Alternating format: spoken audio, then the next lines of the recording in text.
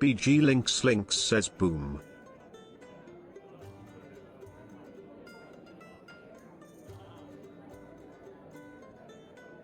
Hello, Links. Merry Crimbo. Not first, but second-ish. Second-ish. Also, if you guys have questions, there should be a question redeem below. It costs like 1 point, so if you have any questions to ask players specifically or me, and try to make it D&D related and not about Cumshot, that would be great. Thank you. Did I forget to put the thing in there? God damn it, I did. Give me a second, I have to change that real quick. Thank you for testing that, Bean. Who's your favorite PC? Oh, well, that's a good question. I literally was saying this earlier. I think it would have to... Okay, if I had to put them in order. Let's see. Let me think about that while I try and fix this redeem.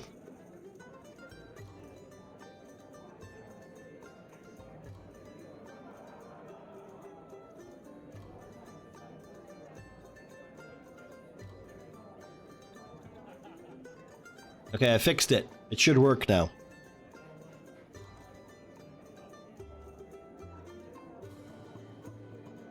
My favorite PC, I would say... Ooh, it's hard to tell. I want to say...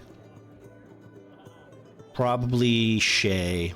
Shay's my favorite just because of the flexibility that Shay brings, despite playing a character who is kind of very, like, stern in that regard to, like, the way she, Marcy plays the character.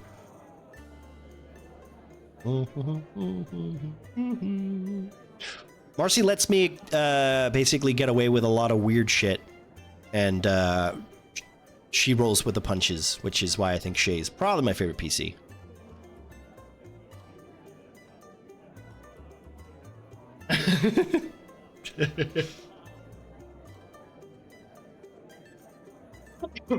Bean, don't worry though. You're technically pretty okay with that. I trust Bean.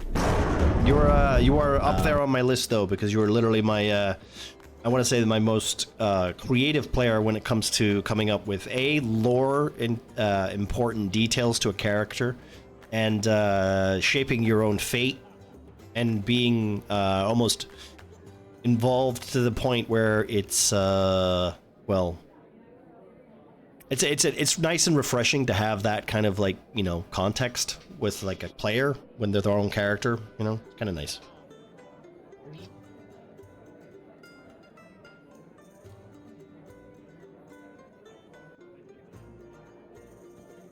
Right, I'm gonna refill my drink and I will be right with you guys.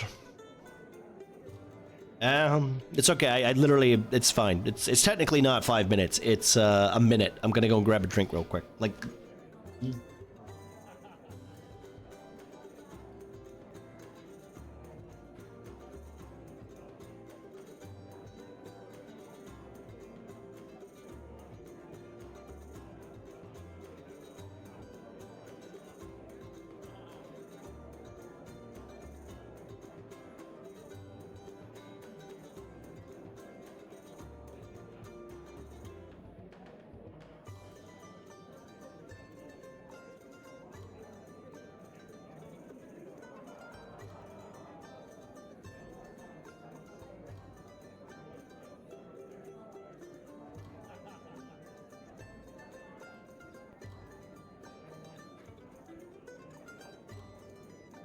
Right, let's get this show on the road then, shall we?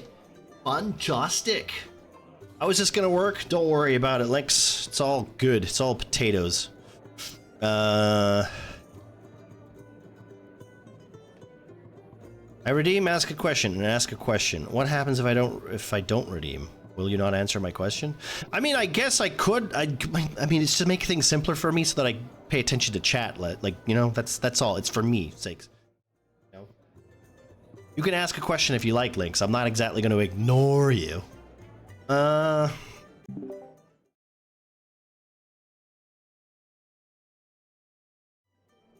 Hey, it's me, Manic. I'll put this all for you. And all. No, it's the leaves. Oh, it's leaves. Okay, I'll leave. Hello everybody. Welcome to the Murkcast. Happy holidays, everybody. How are we doing? Happy holidays. So, I believe we're being as jolly as possible.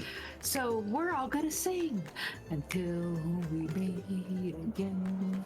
Merry Christmas. No. So, Merry Christmas from all of us to you. Merry Christmas. May all your dreams come true. Hey. oh, Lynx is in chat. This- Lynx. yeah, happy holidays, Lynx. This is gonna be a weirder session, mostly because it's first time for everything. But I think it was kind of good. We don't have everybody. I didn't want to continue the session, and I also was sick, so I couldn't do Christmas one shot or whatever without putting enough thought into it. Which, you know what, that's a shame. But also, when in you this say case, sick, should you air quote it? I was sick. I was sick. I mean, I was sick. Kidding. Concentration-wise. You sound sick, yeah. Pretty sick dog. Yeah. I'm not being. Don't give God hard times. You Oh, know? jeez.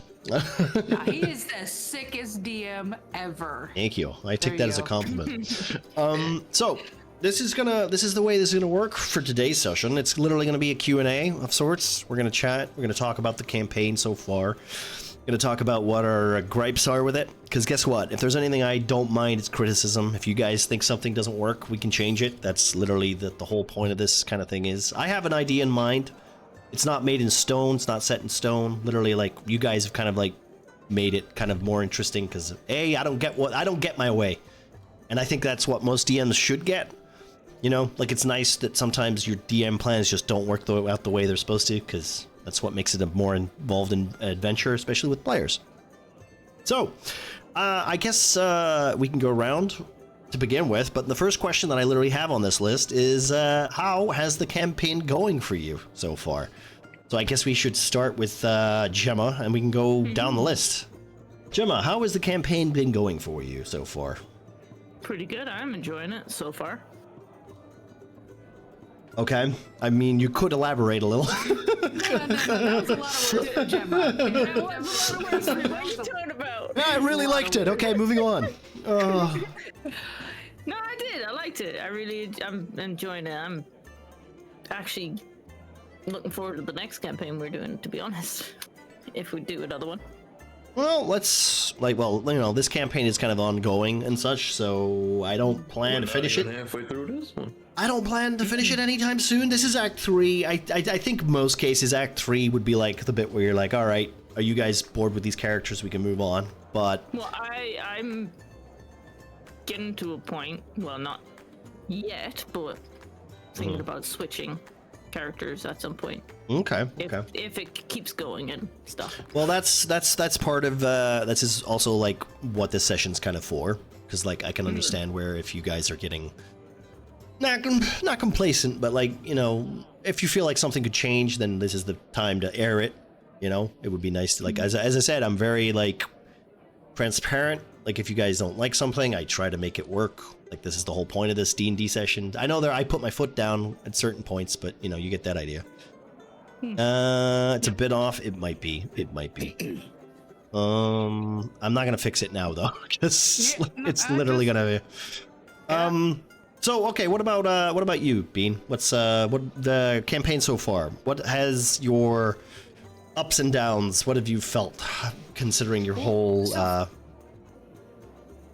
My whole your whole, like, well, not character arc, but like your character has probably grown the most, metaphorically and physically. yeah. Right? Yeah. Well, and also me, right? Because this is my first ever D&D campaign. I've played in a few one-shots, but never... So this is This is my longest first as well. campaign I've Sorry. been in. So it's... And you as a DM are a lot of fun, and because we're streaming it, so you kind of maybe not so hard on players as other French DMs might be. It's awesome. So Weird call out there, but and it's I've been- okay.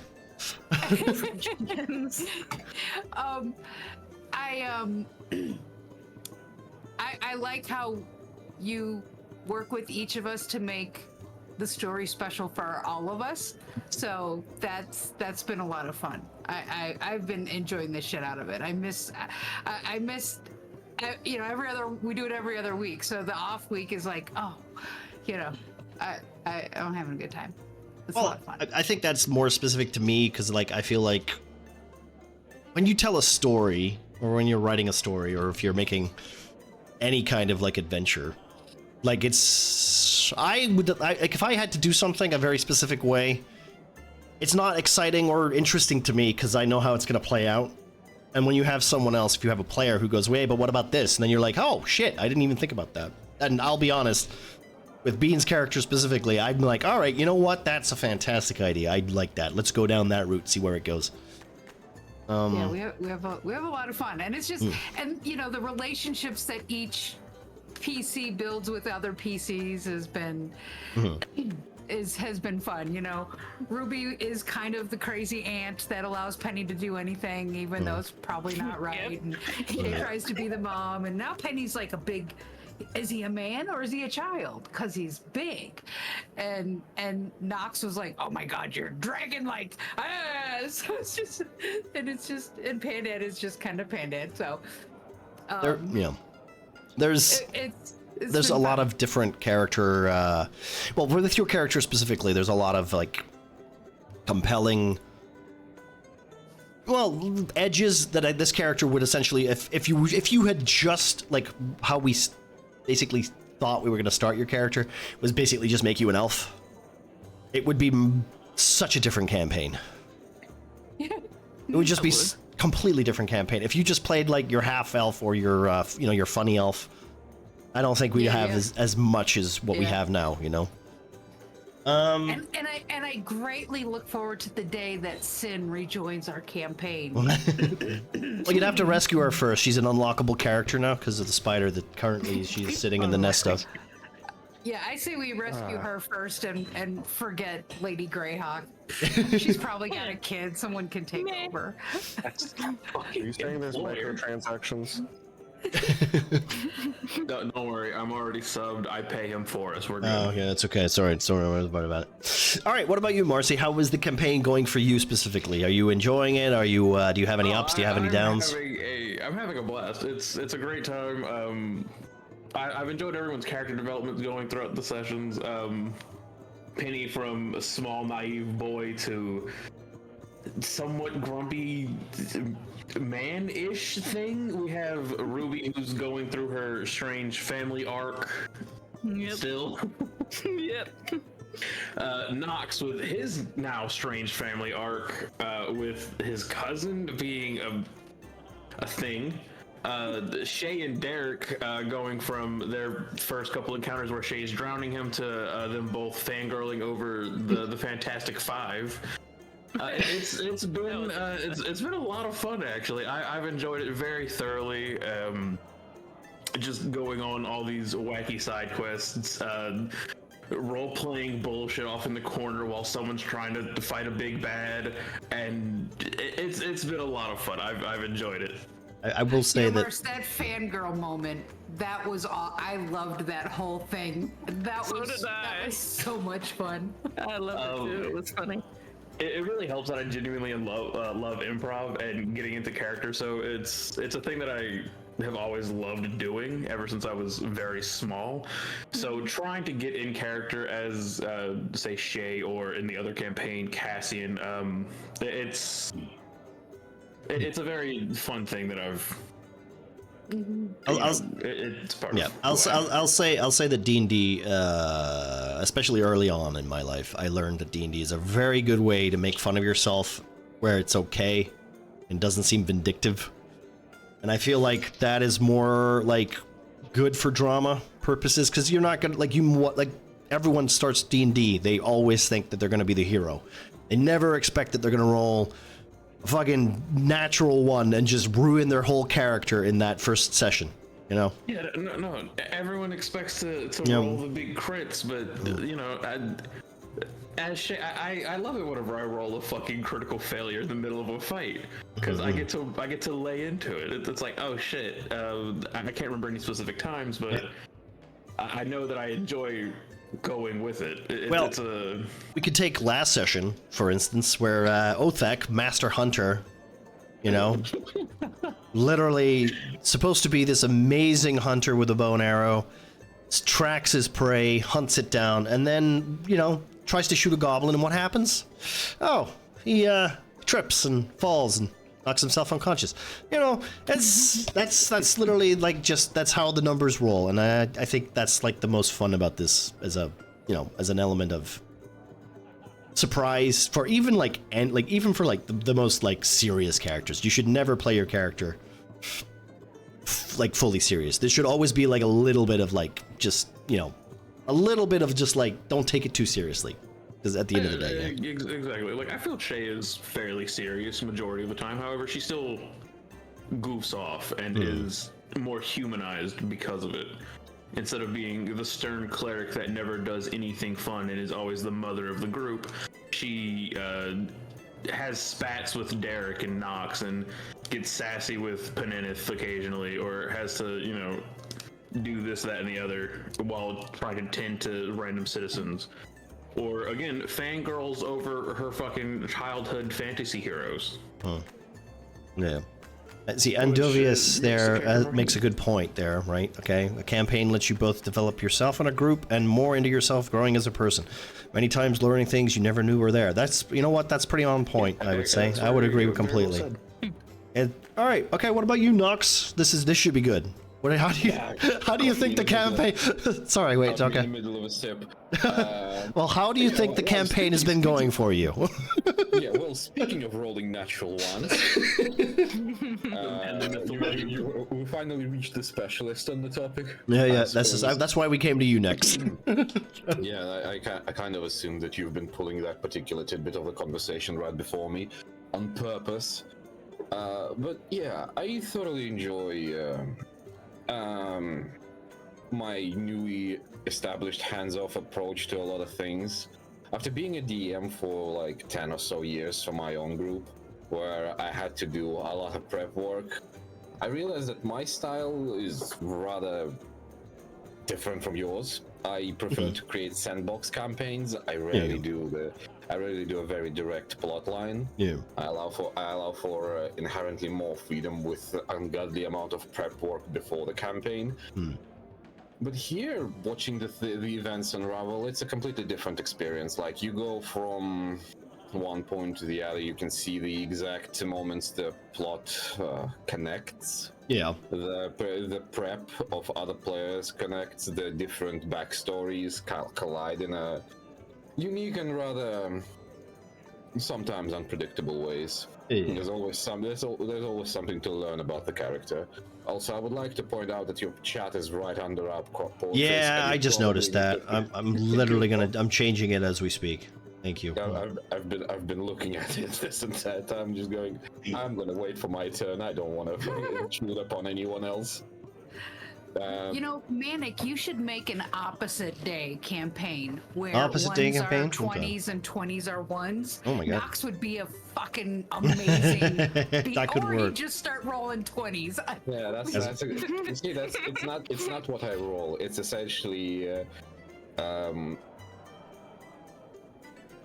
the fun thing about how Nox was created is I had no fucking part in the details, because I never expected to last this long. The campaign started with like 10, 11 players. That was supposed to be a rotational cast in between sessions. We probably should have been different, like team compositions and everything.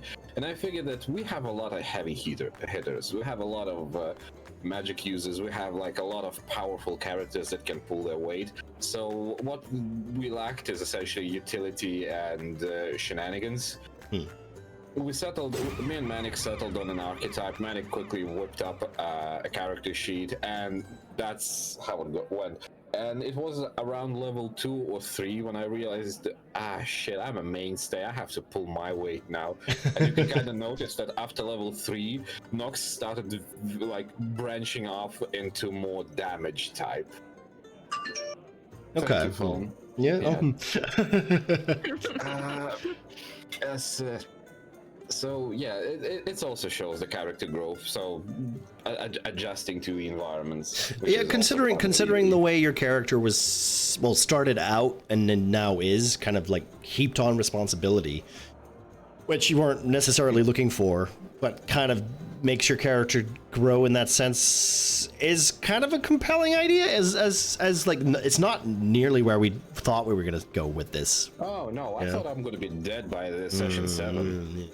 So, I mean, yeah, I get that. Also, thank you, Skeets, for the raid. How are you doing, buddy? Thank you very much. Hope you enjoy your last stream of the year. Hope it was good. I didn't know about the Barony update. I played that game. Welcome.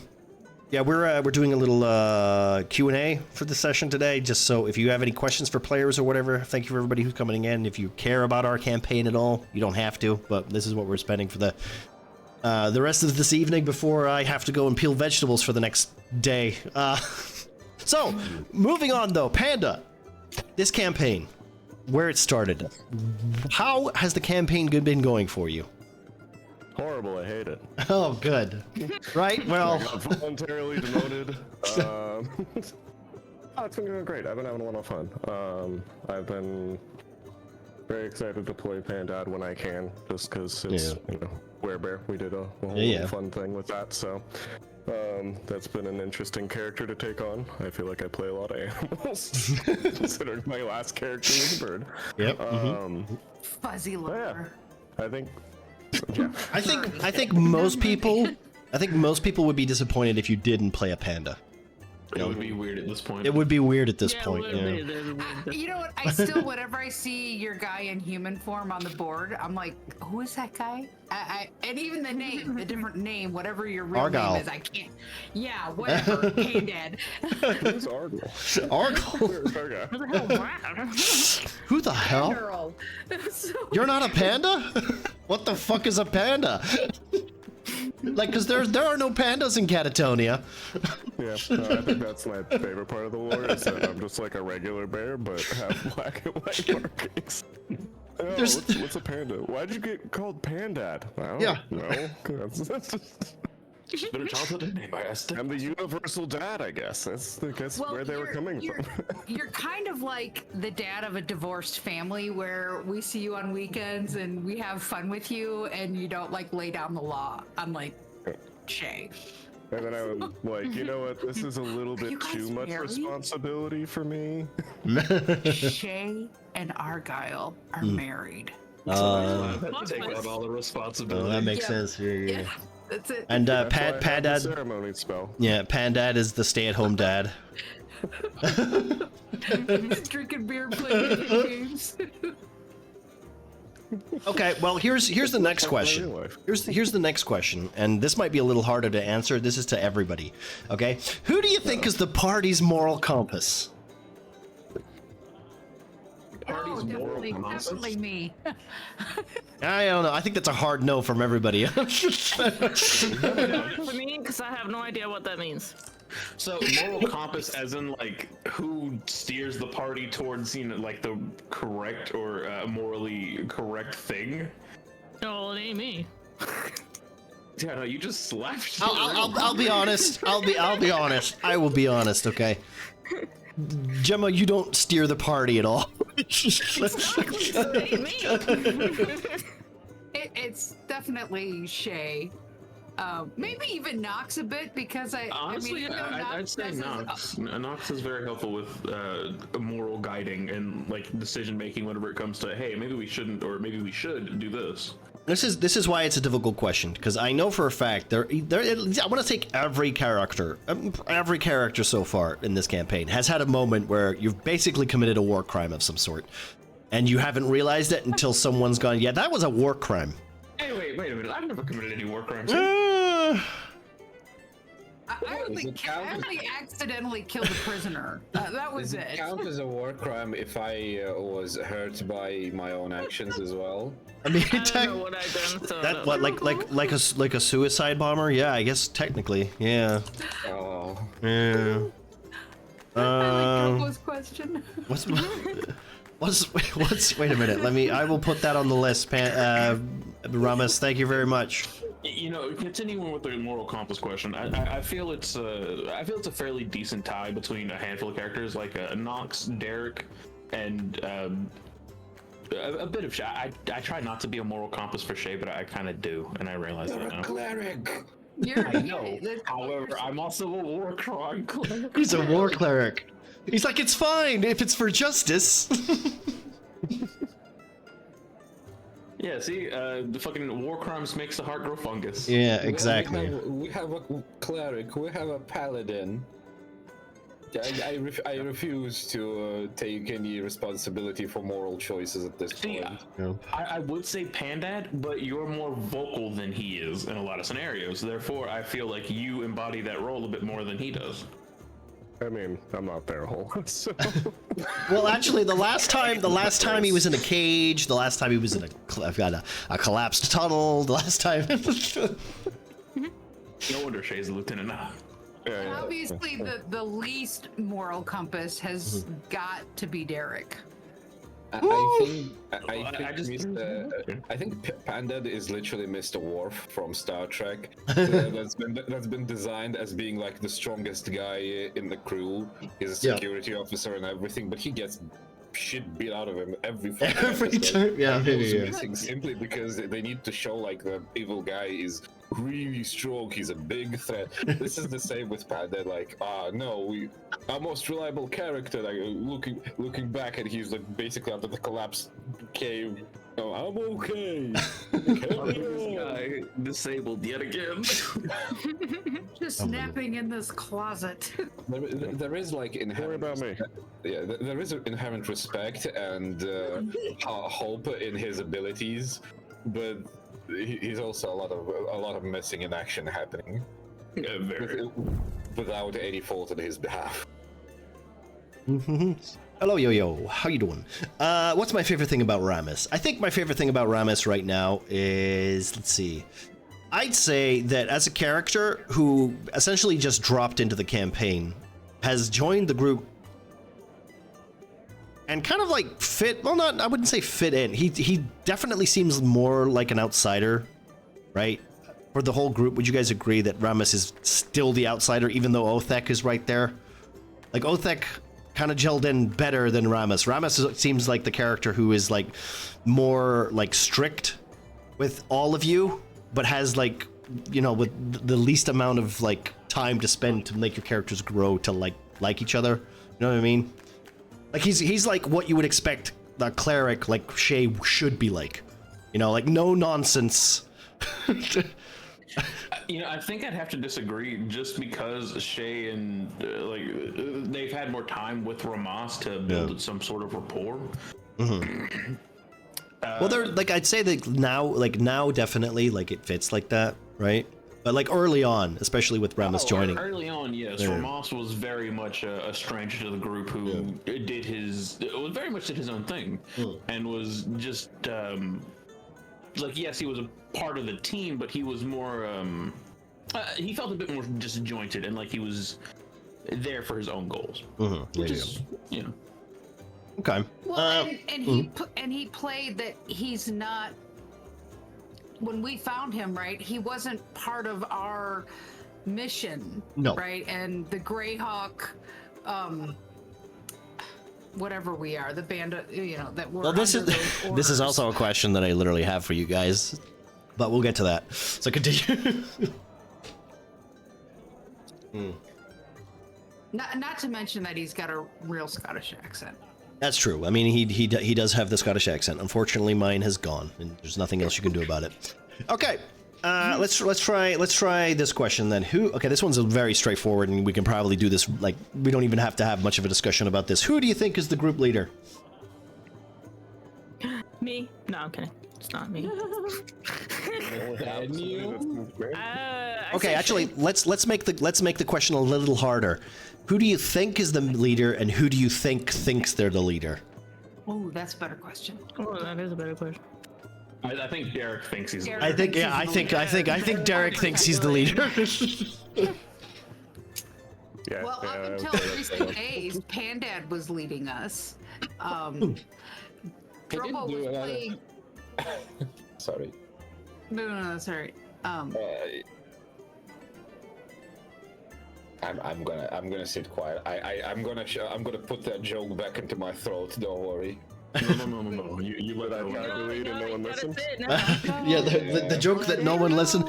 Well, like this has literally been one of the things where it's like, Panda, very soft spoken. Lets people talk first. You know, that doesn't help very well on Discord when you can't see people are talking, right?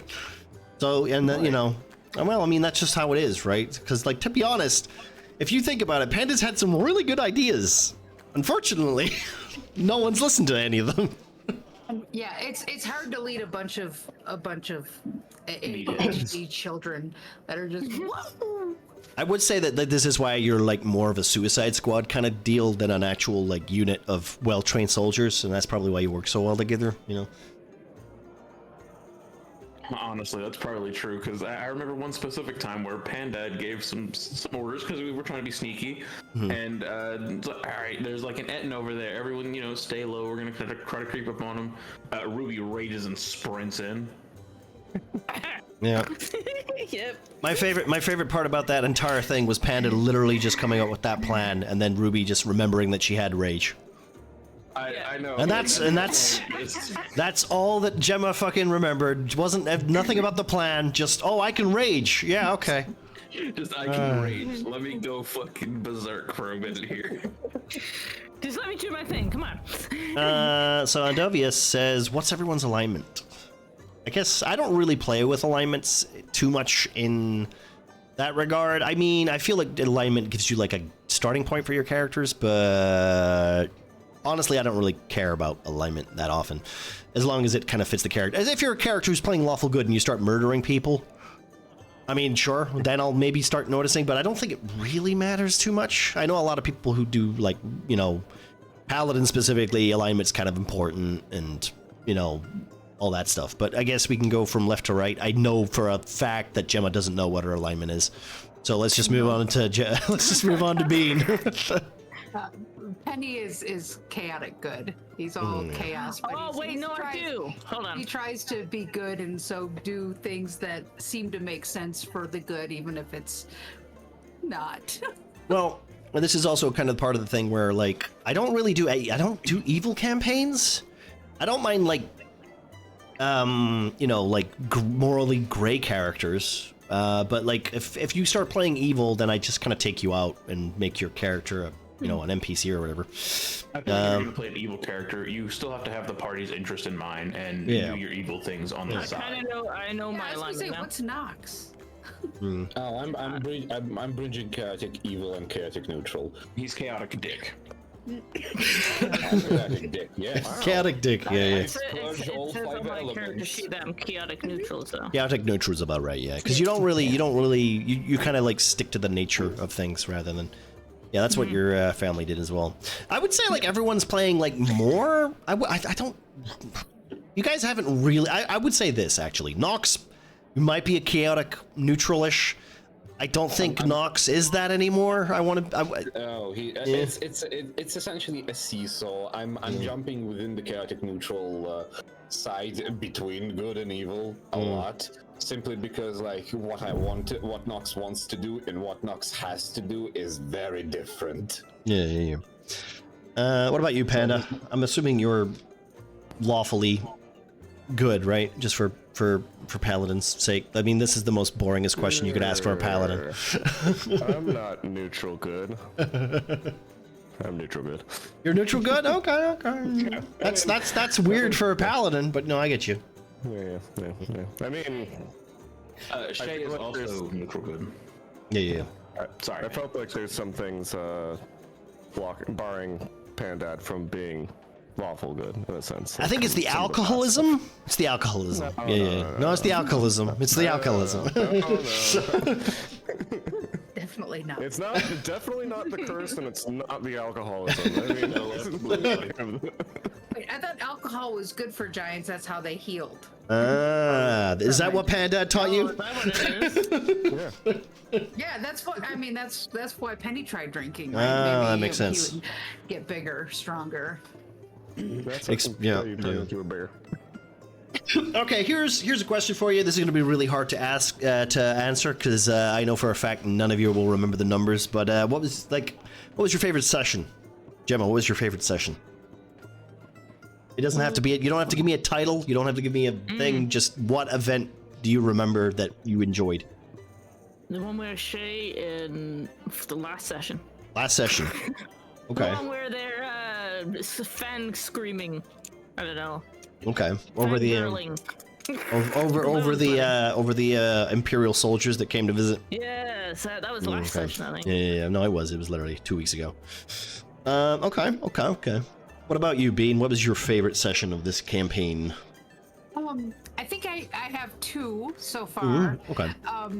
The lesser of the two is when I killed Limbo accidentally. That was great. Yep. And Good that session. whole thing, and Penny actually like fighting smart. You know, he was a little bit more not so reactive. But I think my absolute favorite was when we were in that tunnel and me and Pandad like were compelled to go down and then I ended, the big, what is it, the monster. Yeah, the jellyfish that Derek's favorite was, session. like, fixing to like set himself up into this great spot for fighting and then whoop, sucked up and dead. So and everybody's like, shit, where's Penny? I want to say I personally think that's Derek's favorite session. That's Pengus's favorite session just because of the way he was playing that. It's like a creature that literally attacks you and then lets you go so you don't remember it attacking you. He played that off wonderfully. He got I remember that gland. session. He's not done anything with that gland yet. Well, he kind of. I think he has. He has asked me to do something with it. I think, if I remember right. I would need him to literally tell me what we did with it, though, because he did bring it up.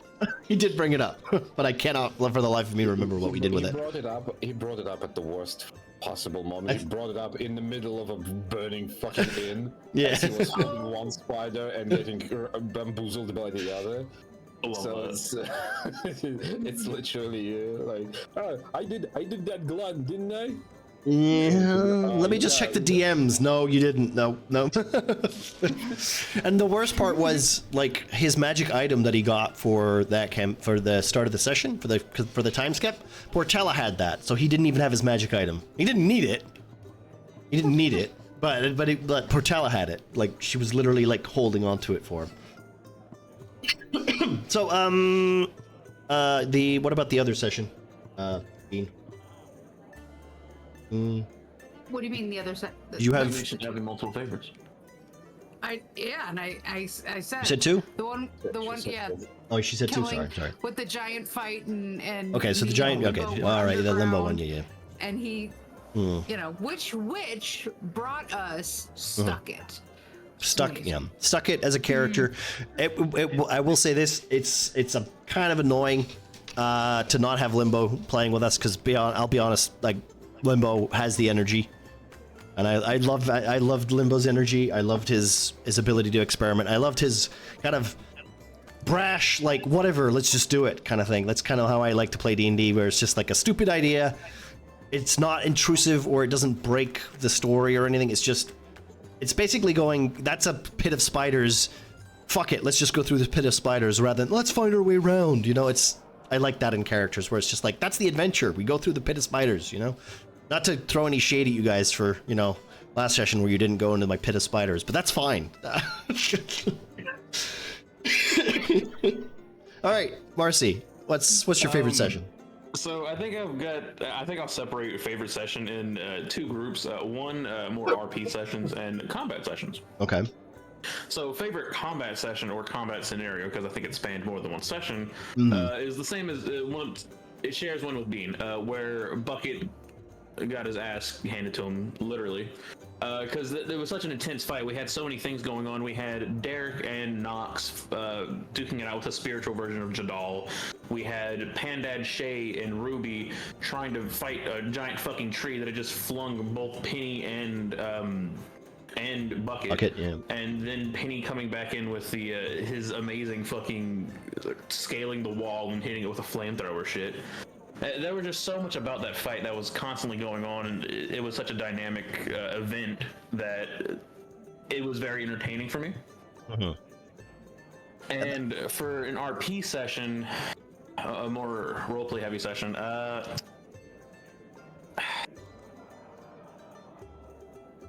there's a lot of choices to choose from, and I'm not quite sure, to be honest. Well, here, let me give you some time to think, I suppose, by saying that session that we, the big combat focus session that was split all over the place. That didn't go how I thought it was going to go at all. No, not at all. Didn't at all. Not at all. Not at all. I was literally planning for Penny to be one of the people who got not nuked at the start and ended up in the other realm.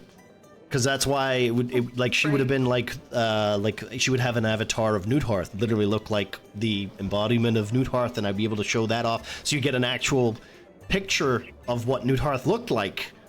But you didn't get to see it. It just didn't happen. All this D&D prep My ancestor, apparently. Yeah, you would. Well, technically, you would have been one of the spirits of your ancestors. Same with Pandad, he would have had the same thing too, but it would be more focused on the avatar of Tyr, kind of similar like that, like one of the an embodiment or a spiritual version of the god that he embodied. So that session had a lot of what ifs, and I had planned for all of them, but that's not how I thought it was going to go. So instead, we got a Derek and Nox mini episode. And to be honest, I think that kind of went really well just for that. I think it was needed, because they also, not only that, but you've got I want to say not necessarily the smartest characters in the room, but I want to say that Nox thinks he's the smartest character in the room, and Derek thinks he's the smartest character in the room. So they have these they have this kind of bonding moment there, sort of, right? Because they know each other as Nox knows Derek's smart. Derek knows Nox is smart. And then we've been idiots together. Yeah, right. That's how it works. And hello, pleb. How you doing? I think the two of them have kind of earned their ability to think that they're the smartest in the room. They definitely play their characters very intelligently. Derek is very conniving almost, and tactical with his spells and abilities whenever he needs to be, and Nox as well, for that matter. Okay. Come down, I have another favorite one, by the way. My role-playing one is our first episode on the boat. Right, okay, everybody meeting each other. Nox was tied up. Penny's a mouse, not rat, giant. But all of that happening, I think, did it take us one episode to get there, or two? That was a lot of fun. It was one session, because it was literally a little bit of combat too. Because if you remember, it was the introduction to all your characters over a month's travel. So you all met each other at different points, and then you had the monster that attacked the boat that you had to defend, and just to give you guys well, I want to say some people's first combat, because technically we were playing with new people, we were playing with new players. Lynx was there, and we had Thingy too. So that was, I think that was a good introduction episode, in all honesty, and especially for a 3-hour episode. I think it went over a little bit too, because that was where we were getting into it. But all right. Before I go to the next silly question, we got Nox. Wait, but you didn't ask Nox and Pandad what their favorite was. That's what I'm literally doing. Nox, favorite session. I think in your notes it would be session 15. Okay. The dwarf cut. Okay, dwarf cut. My favorite. Can I just say that ever since I've been doing this, I've had to write a title every 2 weeks. Amazing titles. Love each one. Good. I'm glad. Just expect more next year. Expect more next year. I'm waiting for you to slip up one day and just have session 52. Fuck off. Yeah, something stupid. Like, I'm getting too old for this shit. Yeah. I gave up. Here's the full B movie script. Apricot. Ooh, hey, I might steal that one. That's pretty good. I thoroughly enjoyed the.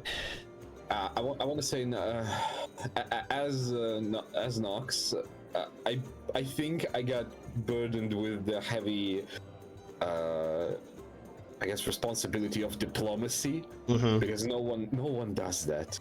Like, every single time we're in combat with sentient creatures, I'm trying diplomacy first. Even when we met the hooded figure for the very first time in the dungeons, I attempted diplomacy. Like, okay, I know it's a bit too late, but we haven't hurt each other that much. Are you sure we have to fight?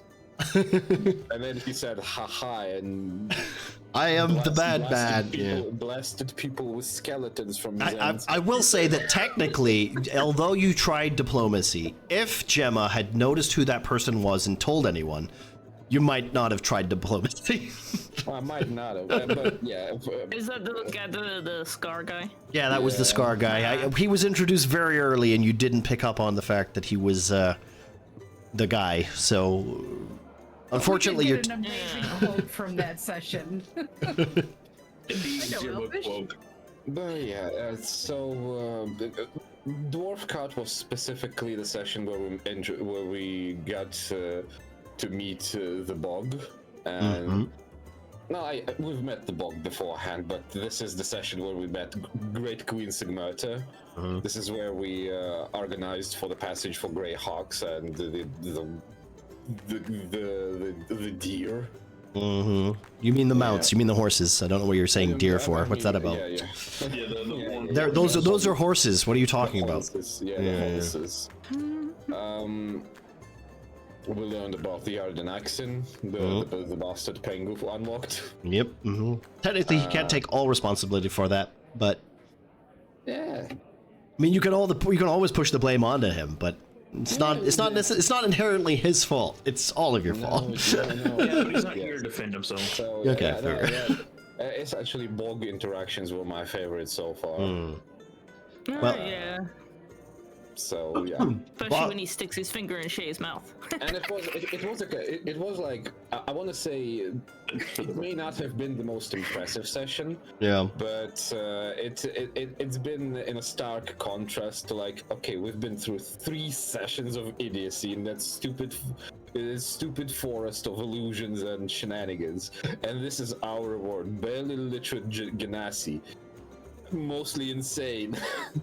Mostly insane. That's cooking essentially like the Marmite version of mustard gas. And we can, just so we can say this, like Bog, it was the creation of well, a little bit of me flaring character and role playing elements, but it was a redeem from chat from Bugbear Business, who was Oath. Yeah, Pondering Oath. Very chill dude, and I'm glad I got to take his character idea and bring it to life. And to be honest, now that he exists in the universe, the whole session was cursed after that. I want to say, like, will there be an NPC that is going to be better than that? Like, you know, well, we'll see. We'll see. Yes. We'll see. All right. You still hadn't added a lot of. We still haven't met a lot of things. Other people redeemed for the campaign. That is true, but that's mostly because they're technically on the other continent, which is harder to, thingy. All right, Panda, favorite session? Hello.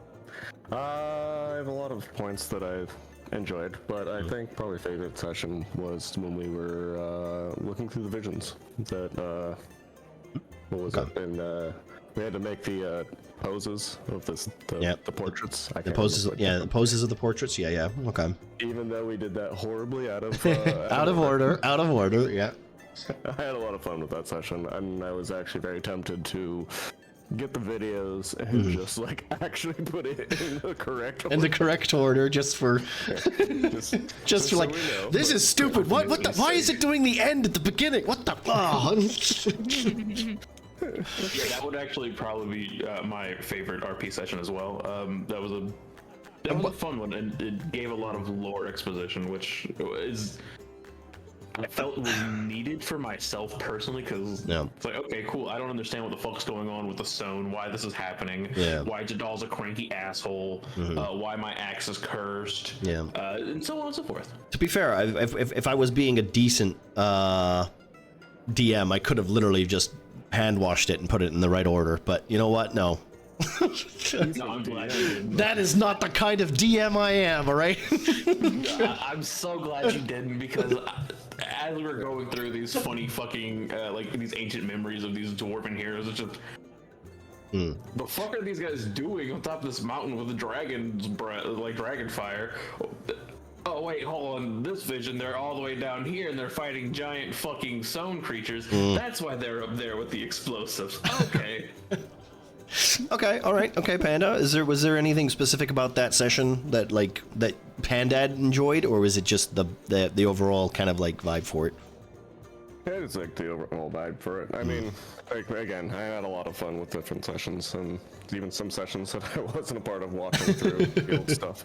Like, I mean, like, the beginning session was a lot of fun to watch. Oh, yeah. I enjoyed it quite a bit, and the ending where Nox put wet paint on the benches was pretty fucking hilarious, and, you know. The one time where he would be like the one time where his pranking was visually spotted. Yeah. And he's never done it again. Yeah. But I also did like the one where the Penny was talking about, where we were possessed essentially to go into the cavern. That was a lot of fun too. I will say, like, I don't necessarily combat wise, I don't like taking control of the characters. Like, I don't like basically saying you can't do shit. Like, it worked out with Penny with the paralyzing mushroom because you kind of had to go anyway, Bean. But like, it was like, the mushroom paralyzed you, it's okay, you can go. Right? But I usually don't like to like stun a character unless, because like, let's be honest, with a 3-hour session, if you have, you know, what do you do with that if you're paralyzed for the whole session? You just have to roleplay being paralyzed. There's not much you could do with that, right? So, but for like for compelling, like, narrative wise, like, say, hey, I think I've said this, like, I think it was Penny. Who have I done it to? I know I've said to, like, I've whispered to people, like, you're anti-party for a turn. Act anti-party. Shay and Panda long ago. I got paralyzed once. Yeah. Paralyzed. Remember So, that like, time that Derek was drowned? Yeah. That's the one session where it's just like, you're anti-party. You have been infected. You are now no longer working towards your party's goal. You are working towards the bad guy's goal. This is your essentially dip into the dark side. I love that moment. It's also kind of like nice, cause especially like if you take a character who is very like party focused, and then you just say, hey, listen, you see all those tools that you've got, use them against your party members, you know. Which leads into the question from Dr. Hebo, our good old Ramus. If you had the chance to do a free-for-all, who do you think would win? Well, who do you think would win a fight out of all the party members? Oh, God. Derek, because he'd go hide somewhere and then come out Derek with his hat trick or some shit, just hide the entire fight. I don't know the amount of times. I don't know the amount of times that Derek has hid in the worst place possible. Like he would literally go. He would literally go hide like in the closet where Pandad is sleeping, and then Panda would just smite him and kill him. Yeah. And just rolls over and just rushes him. Oh, is this if it was a free for all against like just the whole party? I think Pandad would probably come out on top because he has the ability to smite and heal himself. And Pandad, I'm not dealing with that fucking brand of his. Exactly. No one wants to. Yeah, no. Hey, I'm the one that has to deal with that shit. But that's what I mean. I think like if that was essentially just an arena fight where there is no like forming alliances, it wouldn't work like this. I think essentially, if I had to do this, right, I would almost immediately assume, okay, Pandad's winning. So how do I make this quicker and less painful for everyone? For everyone else, yeah. I will immediately sick Croaker on Derek. Specifically, like, just constrict him. Like Derek tries his shenanigans and just immediately plop on his head. Hello. And start strangling him. I will make Shay drop her shield. Okay, yeah, that would. And then would probably blast myself for both hands with Eldritch Blast, just so. Okay, I'm going bad. Goodbye. I'm not dealing with people. As I think about it, I think Penny would actually win because they're very chaotic and just would blow everything up. I feel. I think maybe Fire is healed. Except Well, So- there's the thing though, because Penny technically also has like a lot of like hit points because her wild shape. She's hard to take down if she wants to be, or if he wants to be. Sorry. So like, I think maybe like Penny Panda, like maybe like if it all really depends on everyone else because like Ruby's got a lot of damage. Okay. Didn't she kill that dragon from inside it?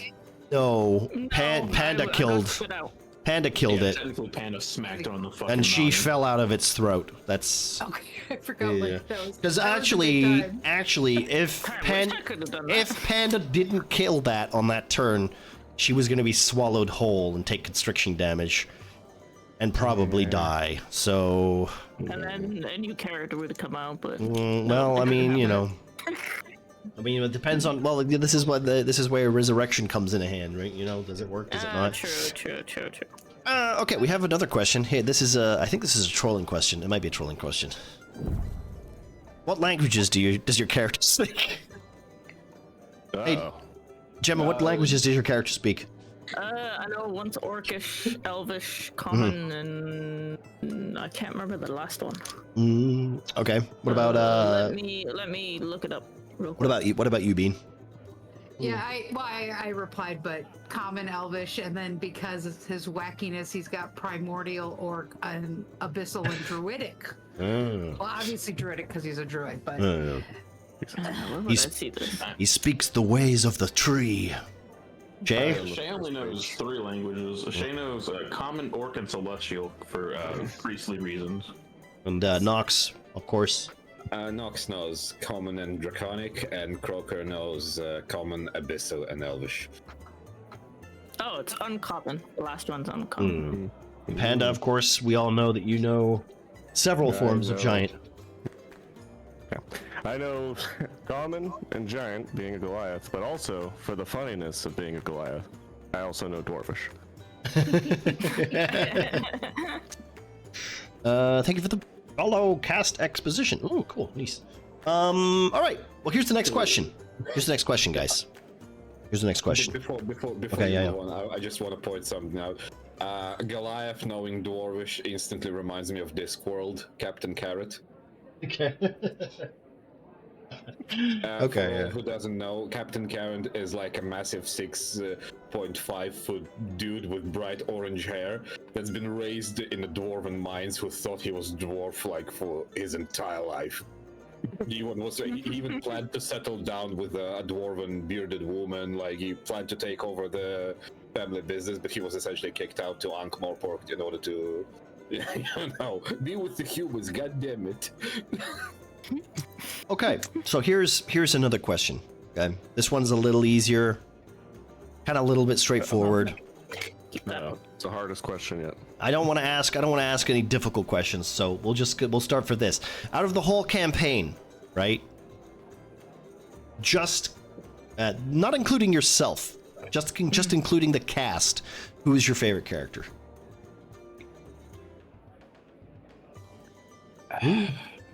Ed, it's all right. That's a good question. It's okay. Don't show favorites, guys. It's fine. Easy question, he says. Easy question. can I pick myself? No, I just said you can't. I love my so. character. I like Chattel. He's not a part of the cast. Or NPCs. I'm meaning cast. I'm Strictly cast. I'm strictly cast, not favorite NPC. Not in, Put Viper in the game, past, right? past and present. Past and present. Yeah. Past and present. Past and present. So I was really a big fan of Lynx whenever she was still playing with us, because Lynx brought a lot of. Such a cool character. Okay, so Lynx not being familiar with the game brought a lot of innovative ideas that I wouldn't think of, for example, because she doesn't know what she can do. So she's just, can I do this? And it's like, go for it, just shoot your shot, see what you can manage. And her, her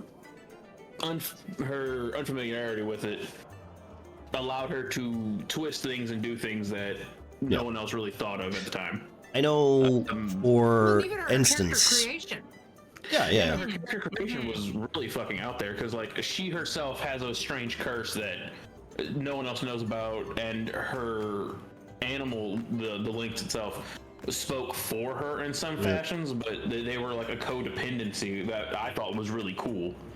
I feel like it could have gone like a lot of ways. Like that's why I like keeping her as a scout, as an NPC now. Like genuinely is like a character that I'm still working with, because like I said, Lynx is always welcome to play if she ever wants to again or whatever. But not even throwing any like come back, Lynx. The overall character itself is an interesting idea, and it means I get to play around with it, which it's essentially what I'm trying, what I get to do with all the characters that technically fade in and out, because like some characters we don't get to see much of anymore, but that's fine. Like that's just how it works. But this is essentially why, especially when I DM, I like having people who know the game. So you take your alpacas, you take your Dr. Hobos, and you take your Derricks and your Pandas, who kind of have a grasp of the game, and then you have the people who don't have a clue what's going on.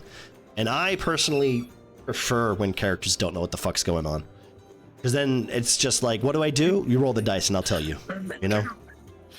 I think knowing the rules is fuck that noise. Get that out of here.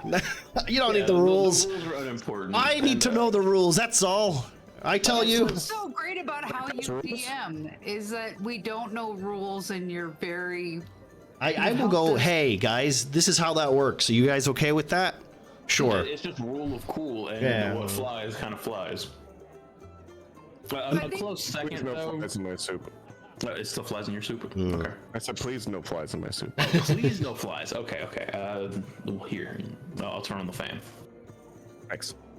A close second character, though, if I had to choose one, would probably be Derek, because I love fucking with Derek as Shay. I love the little spats and their fucking sassy little arguments from time to time. Derek is a very much needed fly in the ointment kind of character, which I kind of like. Like, you need the prissy boy, you need the guy who's like, oh, we're going to a swamp? Oh, I don't want to get filthy again. Like, dude, just walk. Look, don't you have prestidigitation? Like, can't you clean your boots? Like, no. I go to the drawing. My magic missiles miss. What do you think? Yeah, it's funny because I was gonna pick either Derek or Nox, and Derek just brings, he's like always got his side hustle that he's trying to do, and so he's always like, that's always key in his mind, and running away and just you trying to kill him, and it gives us a lot of laughs. So yeah, and Nox too. Okay, anyone else who has any different, or is it just between those two at this point? Well, non-player characters, Sin definitely. Also, Bucket, I enjoyed a lot. Bucket brought a lot of energy, like I said. Yeah. Kind of tie between Derek and Nox, but I'm gonna say Nox. I think the antics that you get up to are pretty funny. Bringing that fucking mace. That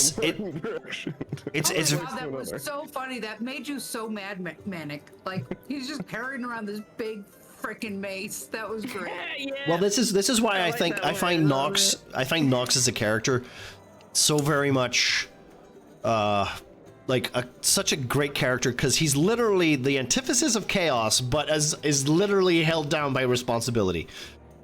It's one of my favorite things about Nox. It's like, I fucking hate this. Why am I here? Oh, that's why. It's just it's never his fault. Entertainment. Nox, didn't you kick Bucket when he was dead? You did, didn't you? Kick the bucket, yeah. Yeah, I did. I did. It was for funny. Yeah. I did it for the fun. He kicked the bucket, Yeah. and Bucket did actually die. Yeah, Bucket died and came back as an NPC. Unfortunately, he was the first, first death character of this campaign. I like Honestly, how that's a pretty good one. we found out Bucket was dead, right? Because Oh, didn't yeah. Derek go to take off his helmet to look at him, and you're like, And the his head is in came the off. helmet. His head's still in the helmet. Yeah, yeah. That was glorious. You take the helmet off, there's no head. There's no head. Yeah. As for me, I kind of wanna be cheeky like Dr. Hobo, who said that his favorite character is Croaker. Okay. And I did put a lot of love and care into forging the character and like the attitude of my girl, but you know. Yeah, it's like I said, like when you have like a character that is essentially something that's attached to your character, but Yeah. you need some sort of outside influence to it. It is a little harder to do because like especially if you're not good at like taking like an idea and running with it, but you're pretty good like that. Like you're very much like, you know, this changes everything. Like, how do I do this now, you know? Yeah. And that's kind of like an interesting way to take the character, or you know, take Croaker as well. But yeah, since Croaker is an extension of me, I don't think it would be an extension of Nox. I think that kind of disqualifies her. Yeah. I specified mentioning Bucket as one of the characters Othek would really like. I said that 3 hours prior to the episode where he died. Yeah, sorry about that. The worst part is Alpaca's like, you know what? I think I'm gonna really like playing with Bucket, and I'm just sitting there going, really? Tragedy. Like I'm literally, and I'm looking. Who's your second favorite? I was literally looking at I was talking to Bean as well, because this is where I wasn't telling anybody. I think the only person who knew was Panda, because he was in the call with me. And then I think you spilled it to somebody. Yeah, but you did know. You because you said it out loud, and I think Muffin was in the call as well. So then he knew, and then because it was that Bucket was that Limbo needed to leave the campaign. I knew that long before it was mentioned. All right, okay. That's what I thought. I didn't mention anything. I did not. So, well, no, I try to keep it limited so that we could get a genuine reaction from you, because. Okay, so here's another one. Then this one's a little But you know what? easier. Penny really likes Stuckit. Stuckit's his buddy now, so I don't think Bucket would have been his buddy. I think Bucket was kind of overall like an underdog. I think he liked everybody. You know, He was likable, and he liked a lot of people. He was. He treated everybody the same kind of way. He had the same energy. Like that's why I kind of like Bucket. You know. Yeah. All right. Here's the other question for you guys. Who's your favorite NPC? This one's easier. Come on, everyone. I know for a fact Nox is going to say Bog. I'd be surprised. Actually, Jettle! that's actually my favorite character. Chattel is not an NPC. He's a very important character. I don't know. Bog was great. I brought so much liked Bog. personality to Bog, Yeah. and that was a lot of fun. And thank you for not killing Penny, but with the alligators at the end of that session. Well, that was more of a like just expedienting. Also, druid getting attacked by wild animals seems kind of a weird way to kill a druid. Okay. So no other names, just Bog. Is that literally everybody's favorite? I was waiting. I was waiting. Okay. I'm waiting. Essentially, my turn. I look at the portraits on stream as a cue. I mean that works. Okay. So, okay, Gemma, you say Bog is your favorite. Yeah, I liked him. Not, I liked how you give him Okay. the life, And it's being funny. you're also of the same accord. What about Fix It? No, you don't think Fix It's your favorite NPC? Oh, well, Fix It is Penny's favorite Oh, NPC. I see. Okay, that's By different. far. That makes more His sense little now. heart's Yeah. Broken heart, poor kid. No. Poor All right. Penny. Okay. And what about what about Shay? Who is that Marcy's favorite NPC? So I'd either have to choose between Shay's brother Trenar or Bog, because Bog was quite a character who fixed up that armor she had been lugging around for a while. Or sorry, correction, that Nox had been lugging around for a while. You mean Nox's armor that you're stolen? I think we all mean Shay's armor that Nox graciously carried for 3 episodes. No, almost everything I had have been unrightfully acquisitioned from me. I gave you back your mace, David. Leave me my armor. No. You're like the Banks. Get out of here. You owe me interest as well. I don't owe you a damn thing. You owe me everything. Yes. David. I'm not interested in that. This is just like tax season all over again. Well, yeah, NPC. I'm gonna surprise you, Matic, by the way. Yeah. Okay. I like Hamish. Hamish. Oh, what a good fucking character. Hamish is pretty good. Why do you think I gave him the mic? I don't know what you're talking about. Yeah, okay. Oh god, yeah.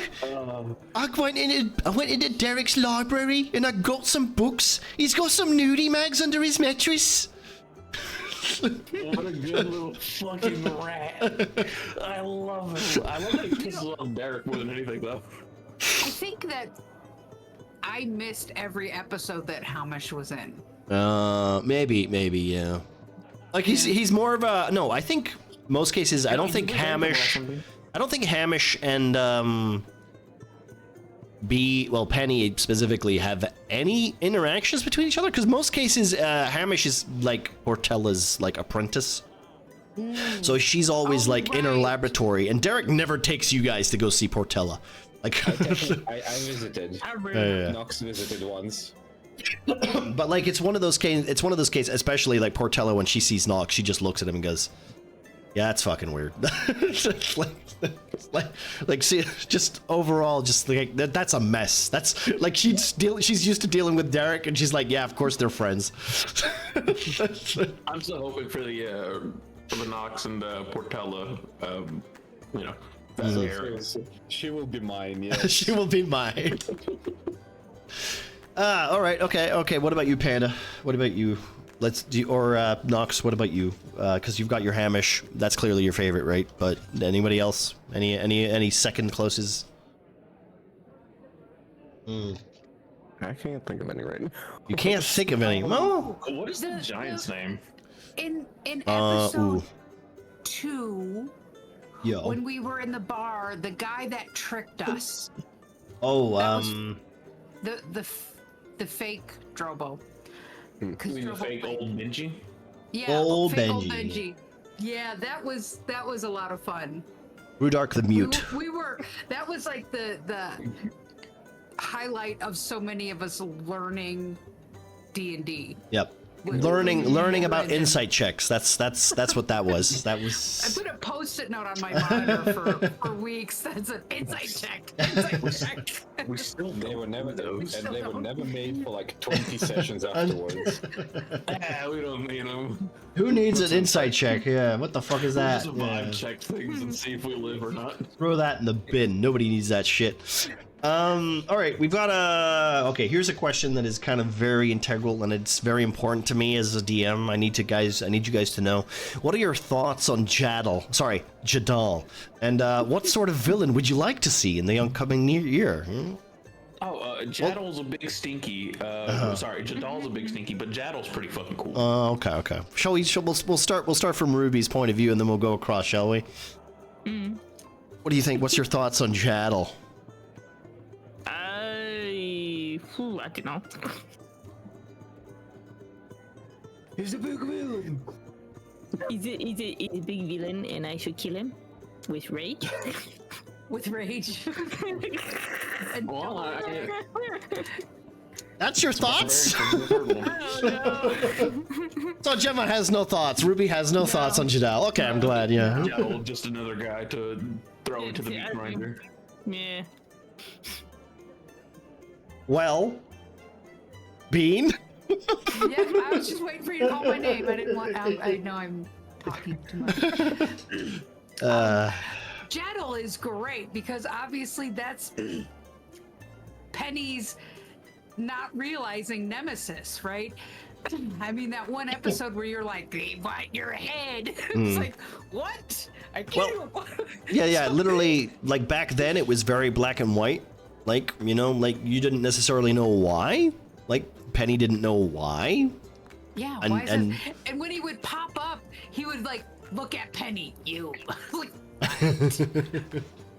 But now, well, It would be very Harry Potter and like fucking Voldemort. Oh vibes. yes, very much cool. Like very much the case, mostly because this character is more like I want to say directly linked to, you know, Penny as a character. That like that's just the way this narrative has kind of gone. So, you know, there is that. So there is a little bit of Harry Potter kind of like connection with bad guy and Potter, you know. Jaddle does have his nose though. He has a nose. He's very high elvish. Yeah. So that's Jettle is cool. The, and I love that we like mess with his name on you. Well, the other part of the question as well, by the way, is what sort of villain would you like to see like coming up as a new campaign You know what villain I want to see. If Jaddle goes down, we need an evil Penny. Well, technically, Jaddle is an evil Penny. No, he's not. He existed before. True, but like there is a little bit of corrupted, magic in there that is kind of connected to it. So I mean, I could argue that Jaddle is an anti-Penny. Like that's essentially how he's been put up there. Anti-Penny. Yeah, anti-Penny, yeah. Anti-Penny and Uncle Knox. Okay. Well, all right then. Okay. Shay, Marcy, what's So thoughts on Jadal is he's been the big bad for quite some time. Like I think the first time we actually saw him was outside of the first big dungeon we delved into. I want to say session 4 or 5. Oh, actually no, that was right after we came out of that dungeon, I think. Yeah. That was when you turned on the Mythal and had the big projection, literally, of his. But he's always, I think he's always been a pretty cool and interesting villain whose motives are still very confusing to Shay, considering Shay's a fucking cleric. She's very well versed in the divine magics, but as far as it comes to like this new continent and all of its wacky shit that seems very nature focused, Shay doesn't fucking get it. Shay understands that Penny values it a lot, and because Shay is very caring towards Penny and very motherly towards him, she respects it and understands that it's important, but she doesn't fucking understand it. It's like going to the museum whenever you're a fucking 7-year-old child and looking at the funny, stupid sculpture. You know you're not supposed to touch it, so you just look at it. Okay. Yeah. But cool villain, very nice. I love his design because whenever we had the Hero Forge competitions. Yeah, the competition to get the character model for him. Yep. There were some really cool models that were dropped for that. I want to say my brother won like 90% of them, but I mean, Yeah, I didn't vote for him. I didn't vote for him. You guys did. It's not my fault. Okay, nepotism doesn't run here. I didn't vote for him, but his model is fucking fantastic. Besides, I had the cultist that won, so I was cool with that. But as for new villains, Jaddle seems very magically based, very ethereal a lot of times, in my opinion. So I think it'd be nice to see a villain that's more almost grounded in a more physical sense. Instead of like, oh no, the evil man is trying to corrupt the world with fucking magic. I want to see a guy that's just like, hey, I'm gonna beat the shit out of you. I'm gonna steal your shit, fucking burn your village, and then I'm gonna fuck your mom, because I'm cool like that. Well, you know what?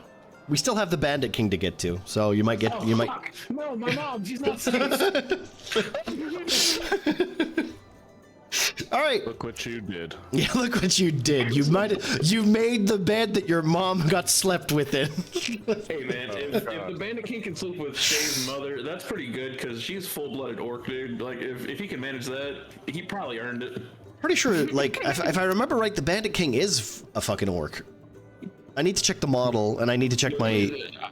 He has he has trollish features. Yeah. You know, not the classical troll like the big green boy, but like more fantasy like. Bugbearish kind of, you know. Almost, yeah. I want him to be my uncle. What about like? Yeah, that's how you're gonna beat him. Like kicks off the Yeah, that's right. Yeah, okay. We finished feeding Jadal, and you're like, that's okay. Just let him sleep with your mom, dude. What?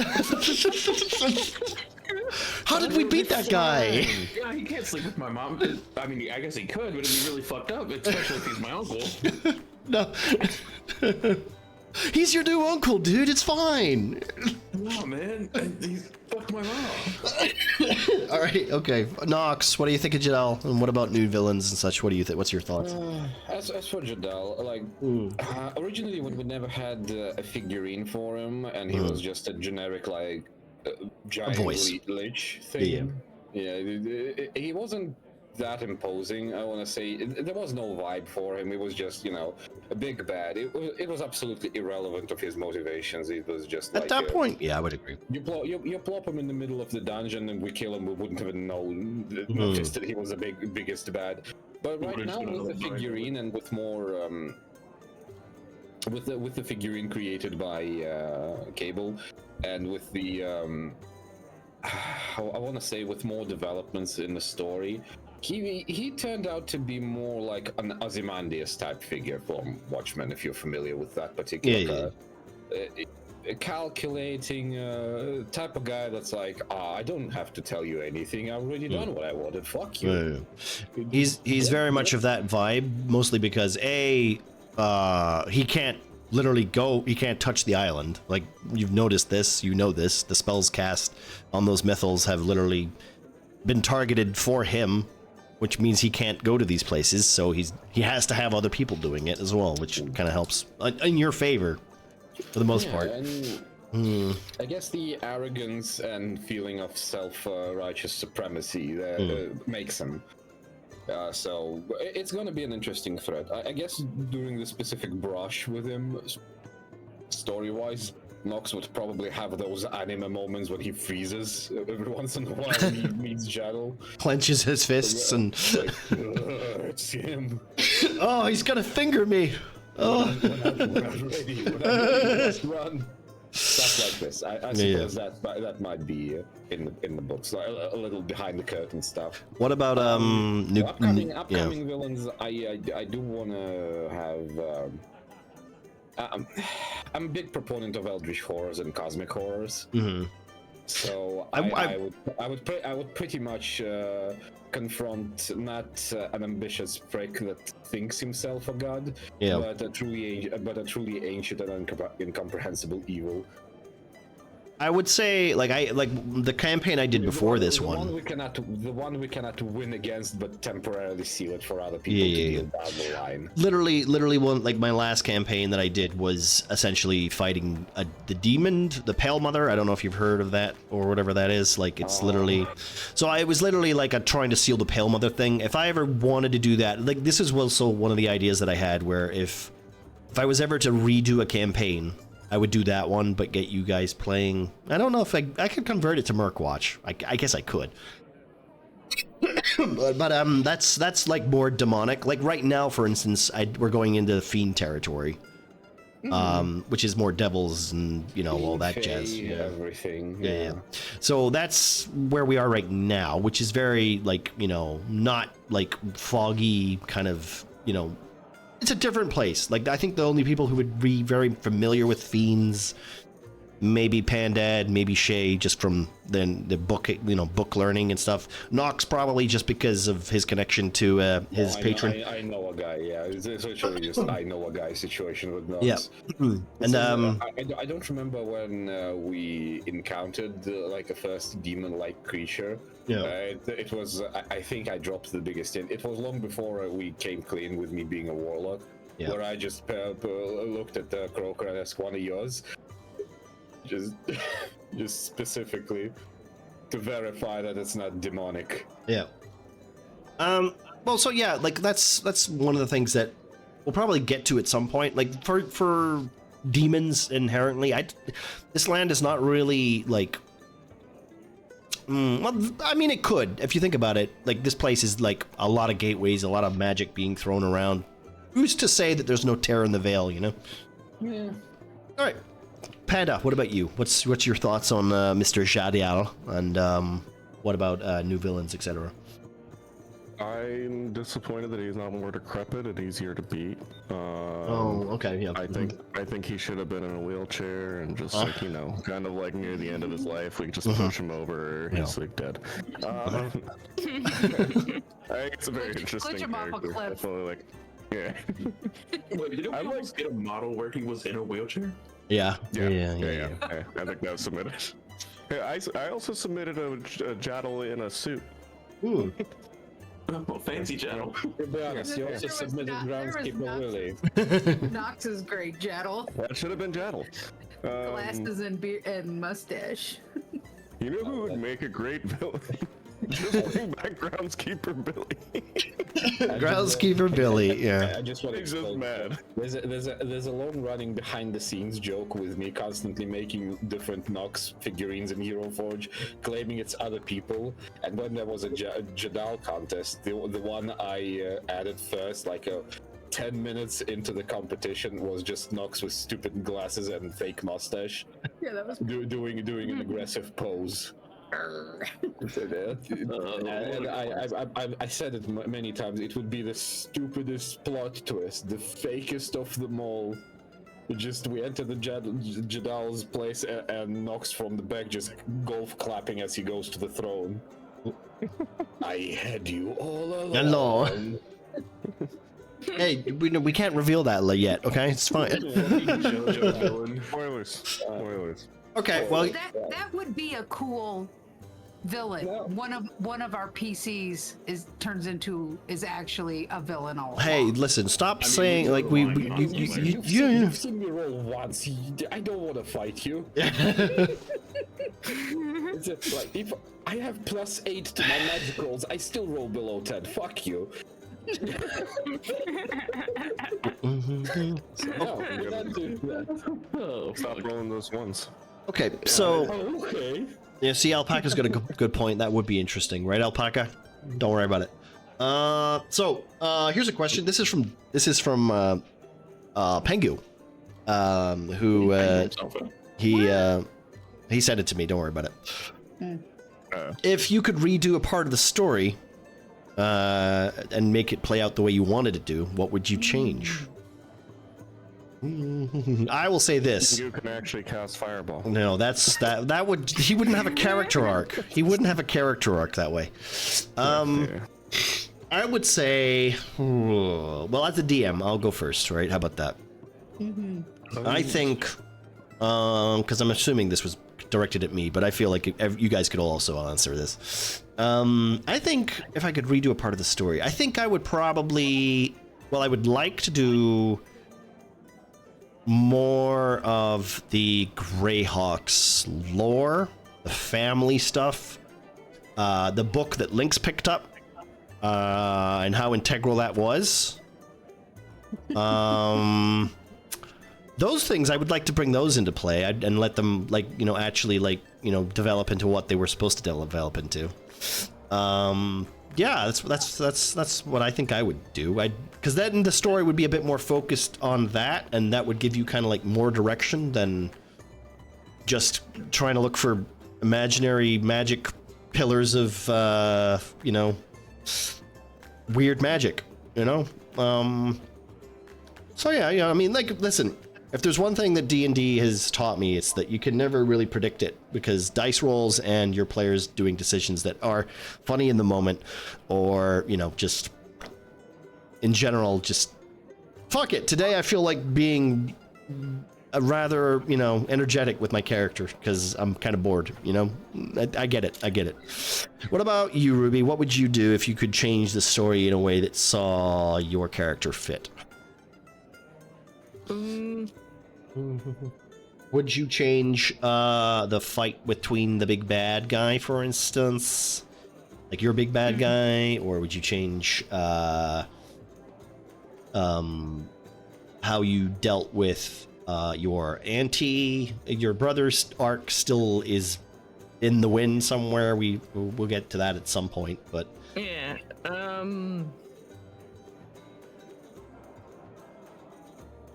Probably the first one that you said. okay.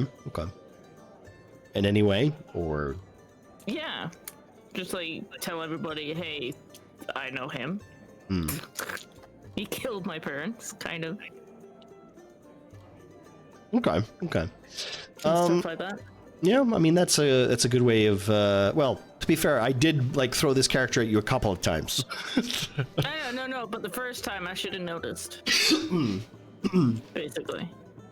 Well, it's not the fact that you didn't notice, it's just that you didn't act on it, you know? Now, was it just because of disbelief, or was it because of, you know, the fact that you just forgot, or, you know, could have been all these things.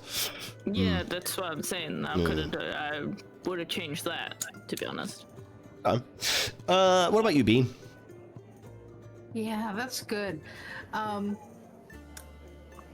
Good question. The only thing that comes to mind is just that when Penny killed the prisoner, right? That whole maze thing, and not knowing what to do and where he fit, and I don't know what I could have done differently, but I guess it would have been that. I think that was the moment he acted the most out of character. So I, as the person, regret doing that, but I just didn't know what else to do. And you're like, what are you gonna do? I'm like, I thought I would do something that would just hurt him a little bit, not remembering that they were. He was on 1 hit point. Yeah. So probably that, just because I think it was most out of character. But at the same time, it still worked in his progression of himself, right? Because he's got to learn who he is. So he also has to learn that his powers can kill people. You know, which I feel like there's like 2 situations where I have essentially pulled the rug out from underneath you, which I don't really like to do. I don't. But sometimes I feel like it's like a nice change of pace where you're forced to react to a situation that you're like, oh, I didn't plan for that at all. But therefore, you know, can you deal with that, or is it literally just too much of a change? Now I can understand like that one specifically, a little kind of out of left field, right? Like murdering someone by accident. Like you really have to try to do that, but you know, if I was being a good DM, I guess in that regard, I think it would be like, yeah, you know what? Okay, it's fine, because I have done that before. I've said, you know, technically this is out of character for Penny. You wouldn't do that, but it was. I will say this: it was also getting to the point, especially in that scene, where you guys were asking the same questions over and over again. They weren't going to give you anything else, and it just wasn't going anywhere. So I just needed to kill them.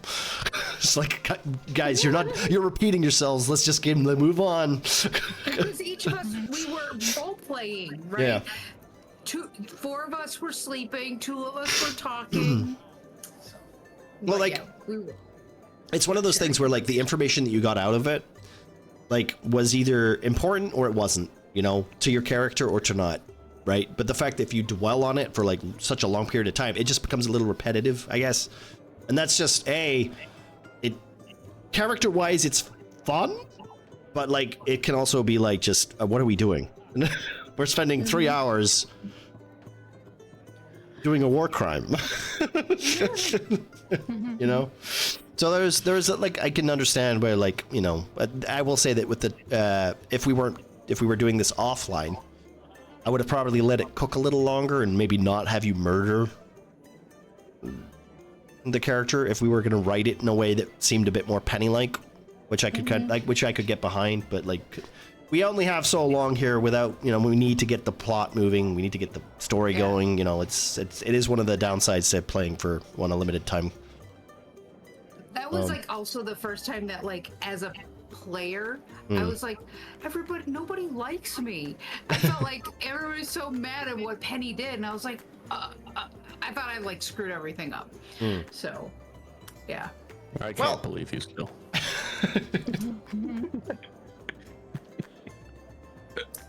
See, I think that was a very almost powerful moment for Penny, because like Penny had pretty much pissed off Shay in that scenario. It's like, okay, cool, you killed one of our fucking prisoners because you got upset.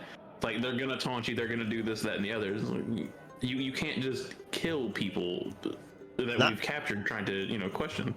And that was also, if you think about it, that was the first time that Penny didn't act like an elf would. Like elves very rarely react in an emotional state, I want to say, especially high elves, which is the ones that she's kind of very familiar with, the ones that give her that evil stare and treat her with disdain, and unlike the other wood elves that were a little bit more warm to her, or to him, sorry. So yeah, I think overall it was a good direction to go, and also like a nice change of pace too. Because Penny was going through like a big metamorphosis anyway, so there was a bit of that. Oh, most definitely. All right, what about you, She? What about She? A moment that I'd have to see. I'm very happy and accepting of the events that Shay has taken a part in for the most part. Doesn't necessarily have to be connected to your character, I guess. You could pick something that for someone else's character, maybe. Like maybe you wanted to see more of certain other, Nox playthrough. Well, like I was gonna say, while I am very happy and accepting of where Shay's, the story that everyone's been a part of has gone, one of the things that I would like to, that I would have liked to go back and change is how the scenario with the missing persons was handled, because I feel like Shay and the gang took a very long time getting there, and it's mainly just because it spanned so many sessions. We had to do this, that, and the other. We had to like fucking fight things. We had to drag a paralyzed child through the woods, and there was a lot of shit getting in the way repeatedly, continually hamstringing us. And Shay would have been very antsy about finding these missing people, because they're all missing people. Time is of the essence whenever you're trying to find someone. And maybe if she had been a bit faster, maybe the half of North Camp wouldn't have been corpses. Yeah, I mean, maybe not. Like I said, I do like to make everybody's choice, or the group's choice, not everybody's choice, the group's choice have like an impact on the world, and unfortunately that was what happened.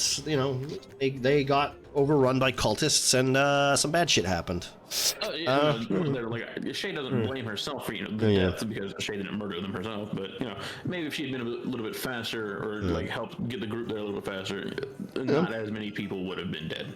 Yeah. All right. Okay.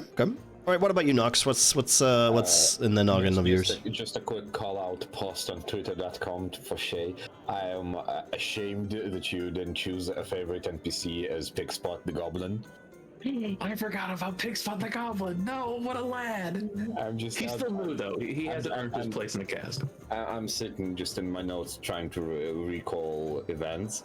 I think most of the events I would like to redo from the perspective of Nox. I would like not to be in the middle of stuff. So specifically, I think it is a bit unfortunate, like it is a bit unfortunate that it was me who just jumped after Derek and not the whole team. Yeah. I guess that's the problem. There. We could have been out earlier, I feel like, just quickly dealing with people and just all being zapped. Yeah, that wouldn't have been possible due to the fact that the people are in danger. And yeah, jumped up there, Derek. What scenario we're talking about here? The big tree, right? Big tree fight where we entered the Feywild. That one, I thought so. That would be like my big redo story one. Yeah.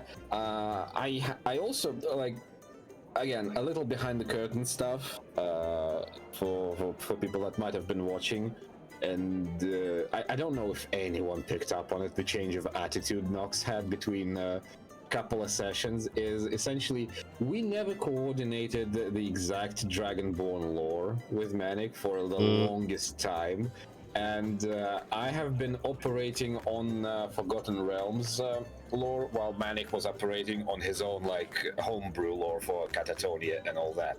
Yeah. So, from the perspective of Manic, dragons and Dragonborn are cool, and from my perspective, I wouldn't mind genociding the entire dragon race purely because in the Forgotten Realms lore, dragons created Dragonborn as subservient slave race. I will say that there's a big asterisk there. It's like there's like a dragon council, there's a Dragonborn council, and they do a lot of communication, and they gotta watch out for the war criminal dragons.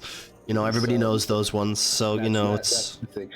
It's more. I want to say it's more blunt with how I operated. And when we approached the moment where Penaneth started becoming more and more dragon-like, with us learning that Penaneth and Ardenaxen are both dragons, Nox almost went on a suicide mission to, you know, kill both, and then maybe himself as becoming a pawn of another. Which, upon conversation, I had to roll back, and now essentially Nox is back to. Nox is not just openly hostile, but mostly just untrustworthy. Yeah. Like, okay, they're family. I don't like this. That's not good. So I mean, like that was one of the facts that like it would have. I think it would have came. It would have came to the surface a little bit sooner if we were on Gardenia, but since we're on Catatonia, that is literally a Wild West planet, or island. It's literally like the only reach here is like old dying civilizations. You know? Yeah, so it's just a little behind the curtains. I would want to be. I would want to have that. Established a bit sooner, but we never did any Nox-related story picking. Yeah. Even now, we have like one Dragonborn harassing the entire camp. Oh, that fucking creature. Hey, guys. Kazan Drake is a hard person to live with. Come on. They seem like a hard person to live with. Regardless, yeah. I guess the little bit more communication would have been my change. So we would, because I think it hampered a lot of interactions that I could have had. Yeah, I could see that. But I think mostly the case was, well, at least in the early stages, you were playing a bit of more of a mystery game. Which, at first, yeah. Well, it's kind of obvious that I didn't know what Nox didn't know what he would do. Yeah. And during the first time skip, he already started opening up to people.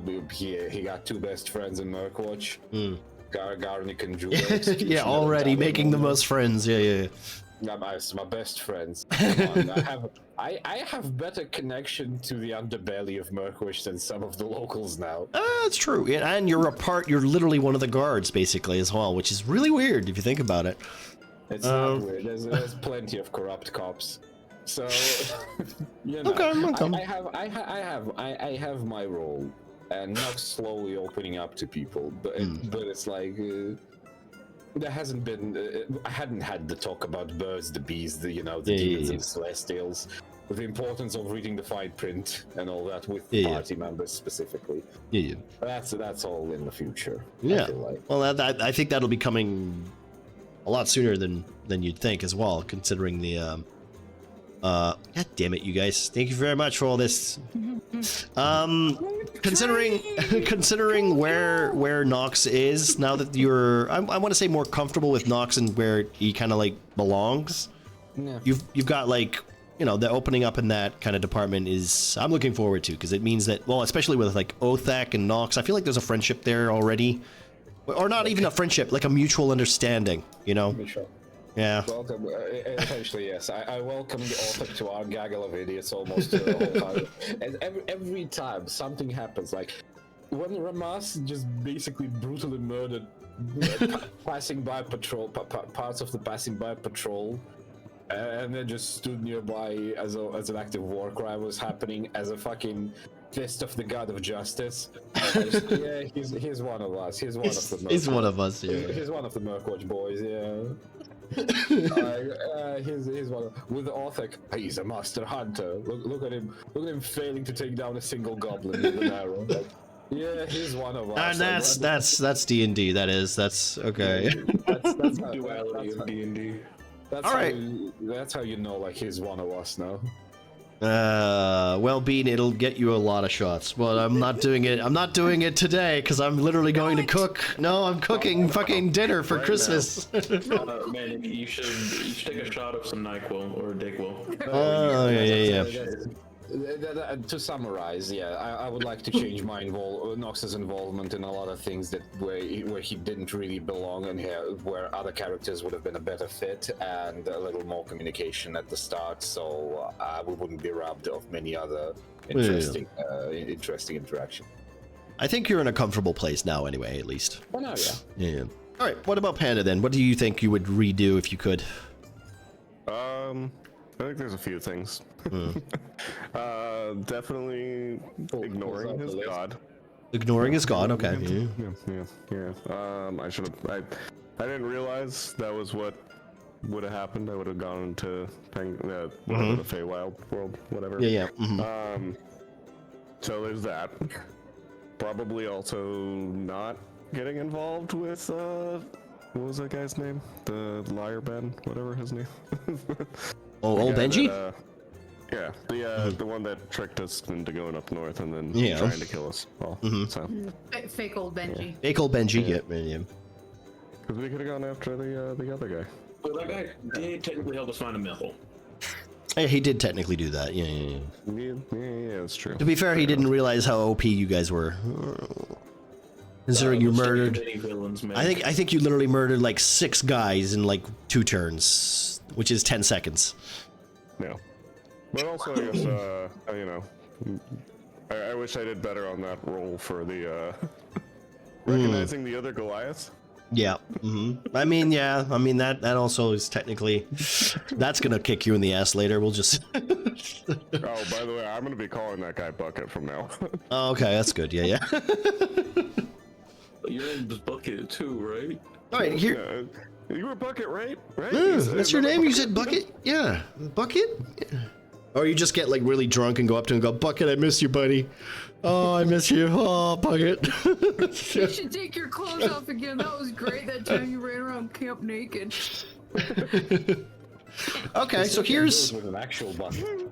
here's a more vague question for you. A pet bucket. He carries around. Oh no, he just starts drinking out of a bucket. Let's not push his alcoholism. Let's not do that, all right? Hey, what's wrong with that? She already worried enough about Panda's kidneys. Come on He just now. sits there in the bar talking to the bucket like he's really Bucket.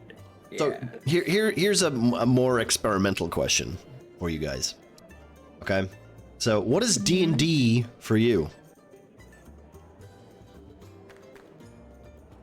Oh, I'm pulling out the haymaker now. So D&D Now always, 2 hours into conversation. D&D has always been a collaborative storytelling.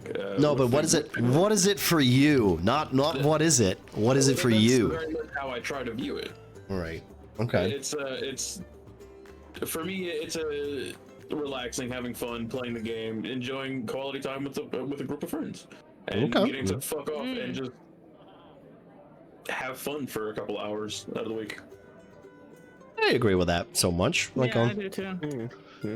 No, anyone want to add anything to that? I'm a very simple woman.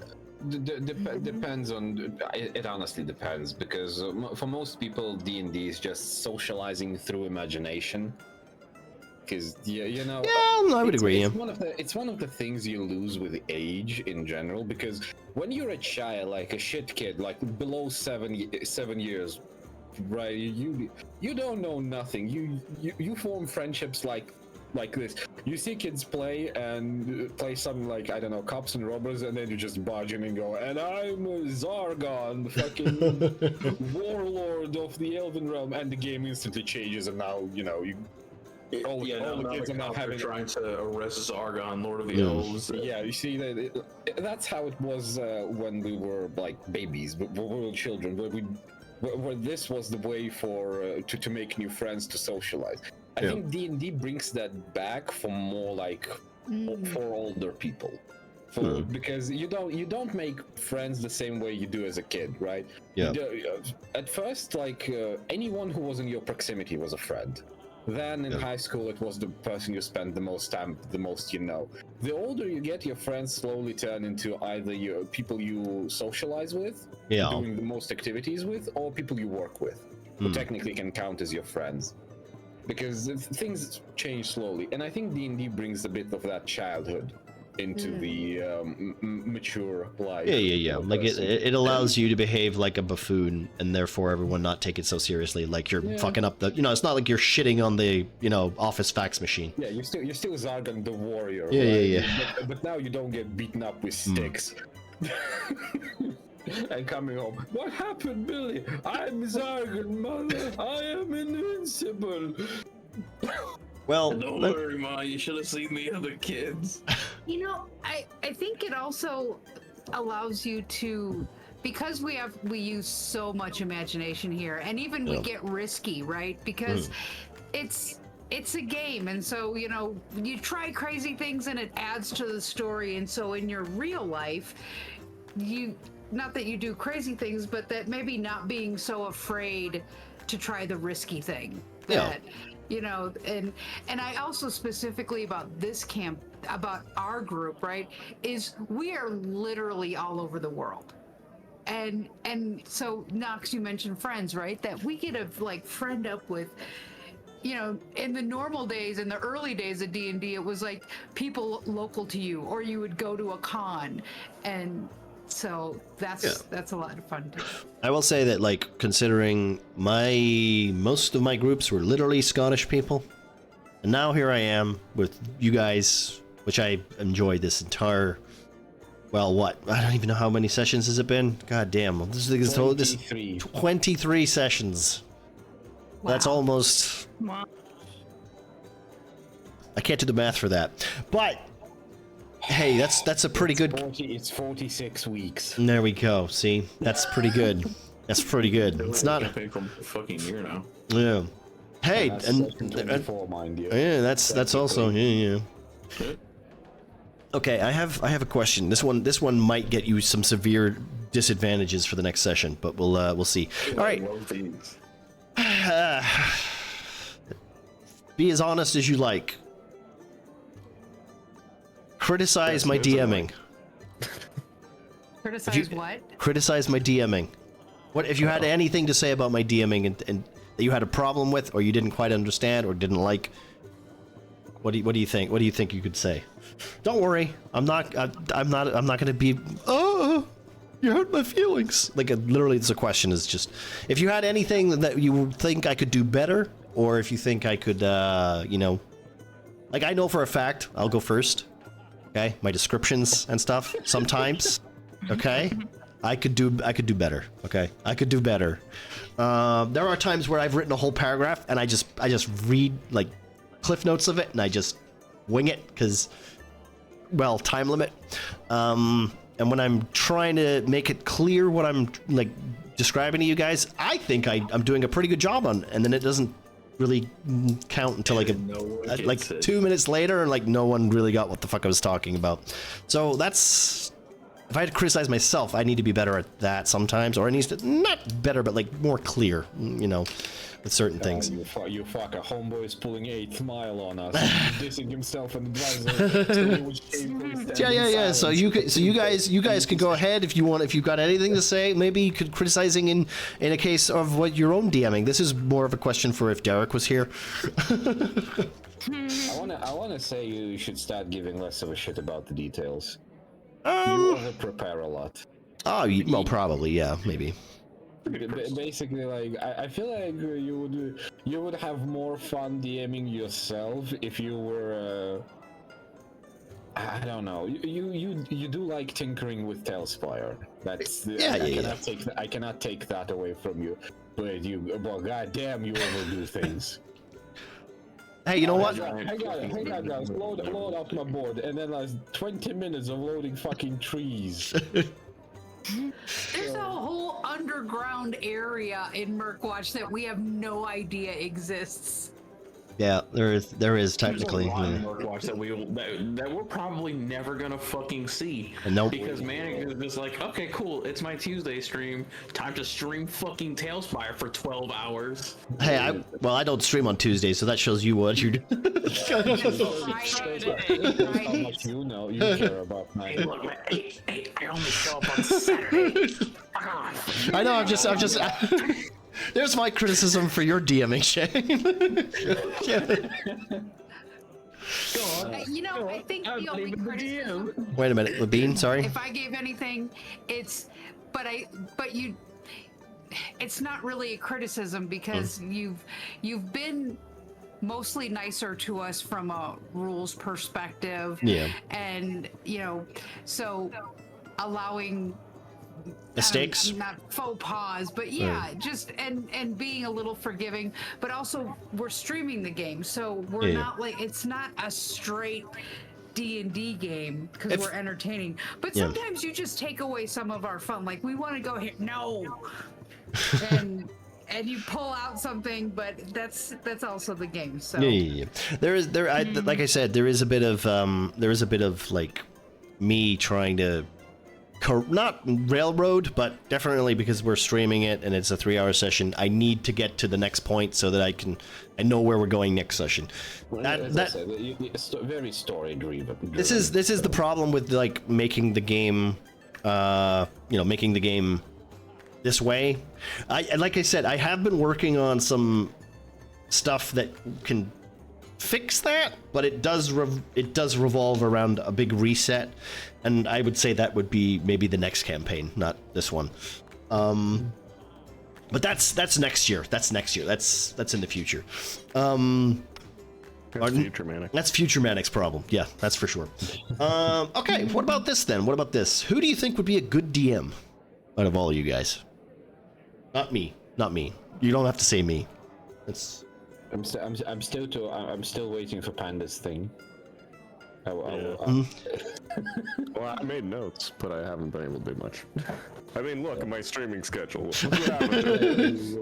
Yeah, I'm excited to start that D&D campaign in the God of our in the year of our Lord and Savior Jesus Christ, 2034.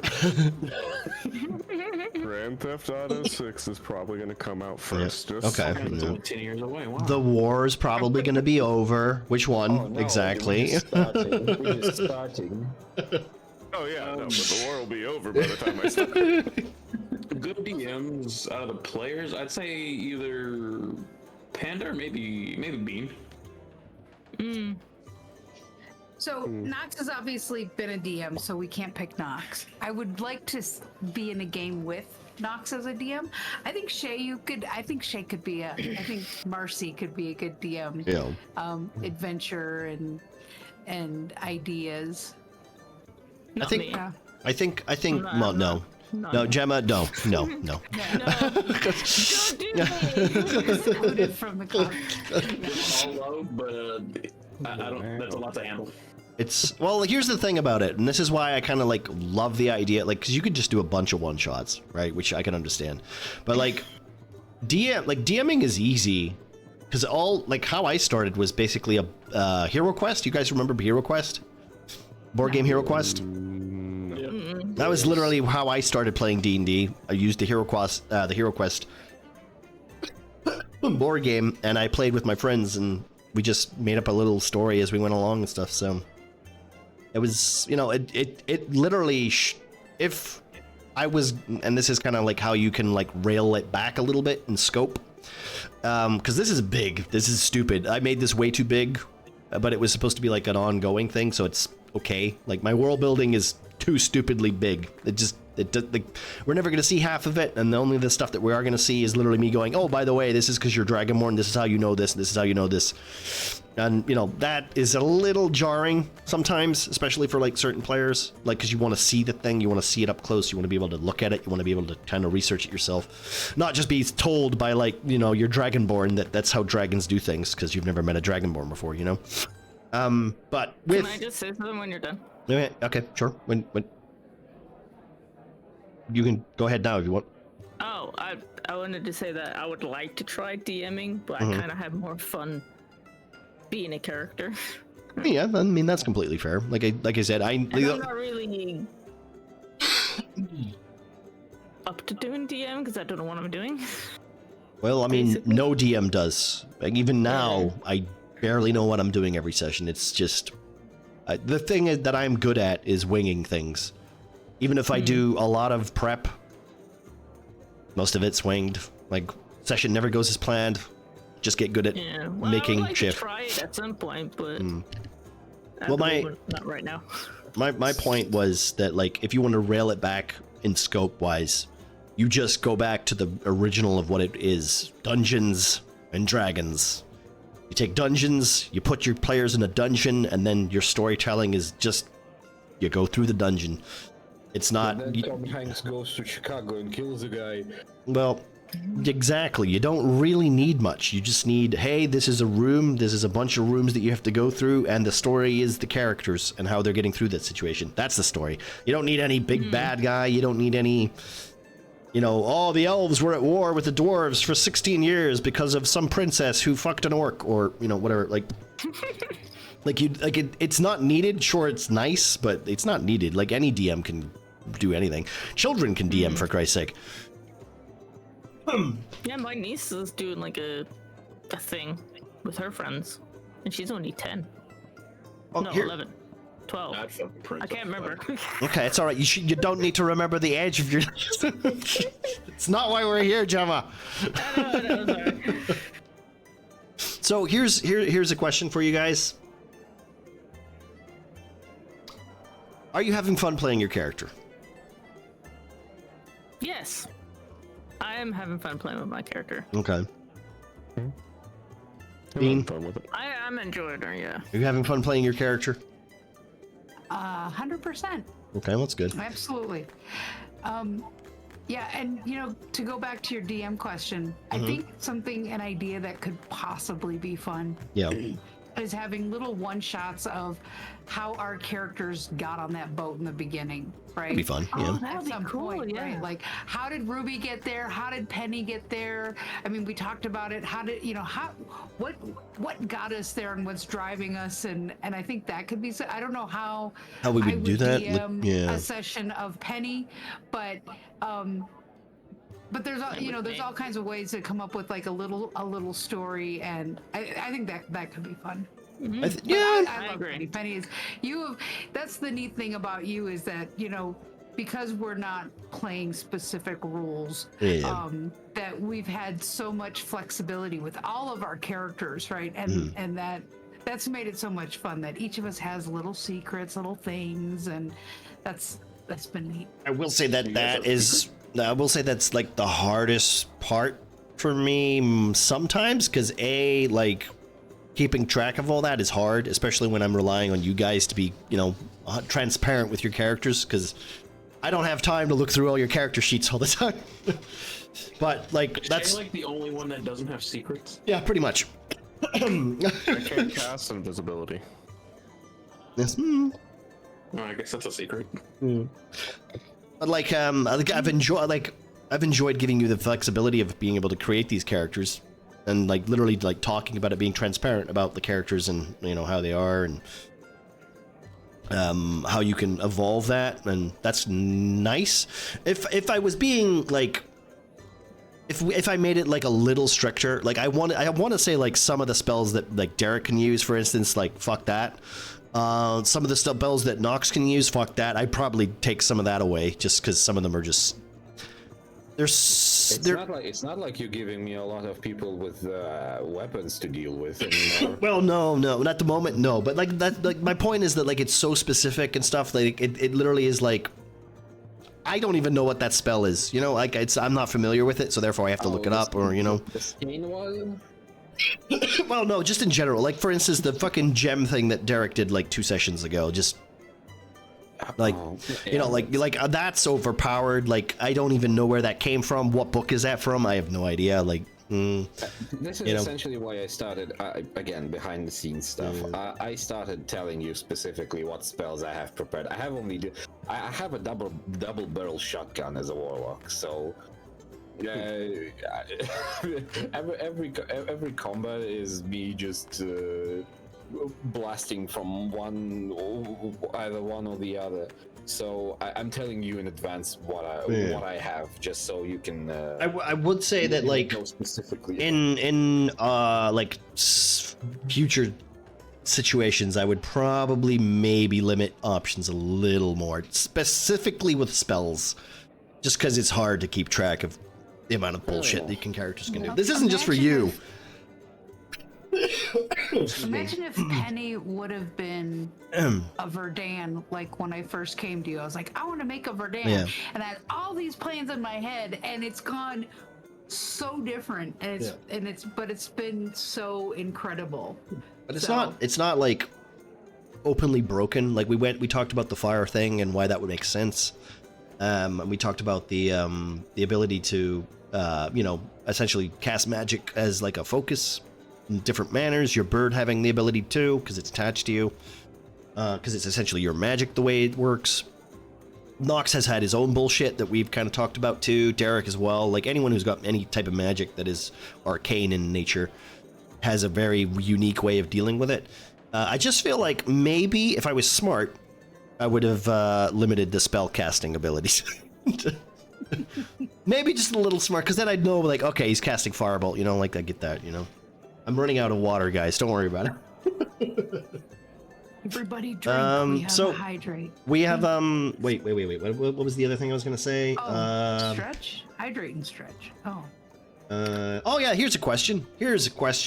What do you think is missing from the campaign?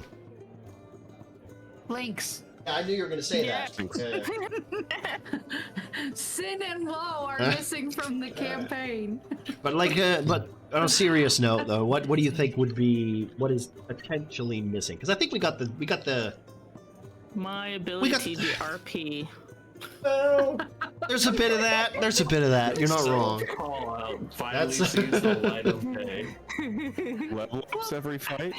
I'm getting there. You are getting there. I'll say one thing, Gemma. You've definitely come out more of your shell a little bit more, and you've gotten more involved with your storytelling. That's kind of nice. I like that. You have been doing I'm getting more ideas up ahead, basically. It's I know for a fact, and I will say this because I know this was also part of the reason why I think Lynx is also not really wanting to come back, is because I get it. If this was offline, maybe it would open up a little bit, because then you would not feel like you're being projected onto a big screen, and that's a big fuck you. Did that? Played offline? No, occasionally had an offline game. We do. It's Derek's. No, Lynx would not. I would not. I don't think Lynx would want to be in Pangus's game. No offense, Pangu. I mean, we could try to do some one-offs, like all of us. Well, I mean, a little one-off campaign and do something on a weekend when we're not doing D&D with either Derek or. Well, yeah. We could have Sven and we could have Lynx. I'm never invited. Snow is always invited. Snow and Lynx, you guys are always invited. Snow, you just deny the invitations. No, she doesn't. She's never invited. I've never invited her. That's the canon. Yeah, well, Manic, you've been overridden by myself. I'm the lieutenant around here, and I say Snow invited. Okay. You know what? So maybe what's missing is, but it's because we stream and we have a limited time, right? Yeah. I would, all the places that you've made, I would love to, go back to Murkwatch and find something, all of that stuff, and We will be going there soon. We have some stuff to do there, if you remember. There is offline sessions. I feel like that would be something different, not necessarily attached to Murkwatch. I feel like you can't just randomly go, so what happened to Panda? Well, he did have that, he had a baby. He had that baby, and now he's paying child support.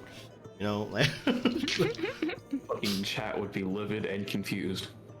So there's a bit of that, which is kind of like the nature of things. This is why also I've been. If you had a baby, would it be a baby bear or a baby Goliath in human form? Depends if he was cursed. Depends on. Secrets. Depends on. Spoilers and secrets. Form that he takes. Spoilers and secrets. We've seen the preview. We've seen what happens on Baldur's Gate 3. I like to think that maybe Bears. Half human, half panda. Oh no. Don't mention it. So there's like there's the premise for that. Like this is also something where like I mean more D&D is not necessarily a bad thing. I love the fact that we play every 2 weeks. I do wish we could do more, but also at the same time, if I keep this pace up, if I do it at a weekly basis, I'll be dead. So it's nice for me to not be able to work. Like, you know, I get a week off. That's kind of nice. I can take my time preparing for the next session rather than just going, oh, fuck me, guys, I just made it. Especially What like, if we did D&D every 2 days? oh, every 2 days. Cool. I didn't. That's it, You know what? I yes. wanted to die in 2024. That was. you know what? how did If you we know do that every was 2 my days, we need more DMs. resolution? Yeah. I mean, actually, that's an idea. That could be something we could do as kind of some of Pandat's background. Because it is a secret, but... or, Well- it's not really a secret, but it's not shared. we could, like I said, There's a lot of stuff there. This could be a session, for instance, like, well, I don't know. I don't know how the logistics of how we could do it, but like we could do like a one shot where, Series of one shot like well- the Murkwatch Origins. maybe Murkwatch Origins or something like that, but like it would be more focused on like perhaps maybe like say it was a Pandad episode, right? Where like I don't necessarily have to be the DM. Well, yeah. You know, yeah. and then Panda could play the DM, and he's just like we play characters who are characters that Pandad knows, and like and go down like that route kind of thing. Or we could just do something like completely like more like a world building kind of thing rather than a character building thing, if you know what I mean. Because like, don't get me wrong, like doing that for each character is going to work, but I don't think that's going to work with rubies, for instance.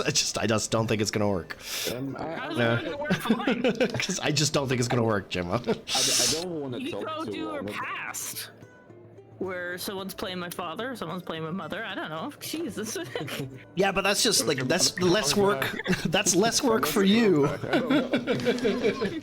I don't want to talk too much about it, but I toyed with a very specific concept, and unfortunately it fell through when I was DMing simply because my other players weren't as involved.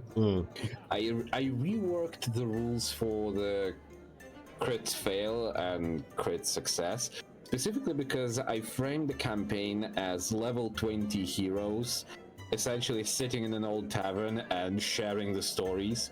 Like it allowed me to create a campaign that was like literally all people talking about their old adventures. And here's essentially how it worked: is we set a tale like there was that one time, right? Let's imagine a situation where the party had to do something, and every time someone had a crit success, they literally took hands of a DM away from the story and told how they remember it happened. While on critical fail, the rest of the table rolls, and the highest roll said, "That's not how it happened. Okay, This is what you did." that's an interesting storytelling mechanic. I like that. It is essentially how that was supposed to work. But on the test session, it was quickly established that people literally didn't care much for the Continuity. for the storytelling, for continuity. yeah. They just wanted to invent Fuck around. stupid and vindictive ways for the That's- competitor to fail. Yeah, I feel like that would be how it would kind of ruin it. Yeah. That's essentially how it went, and I quickly abandoned the idea.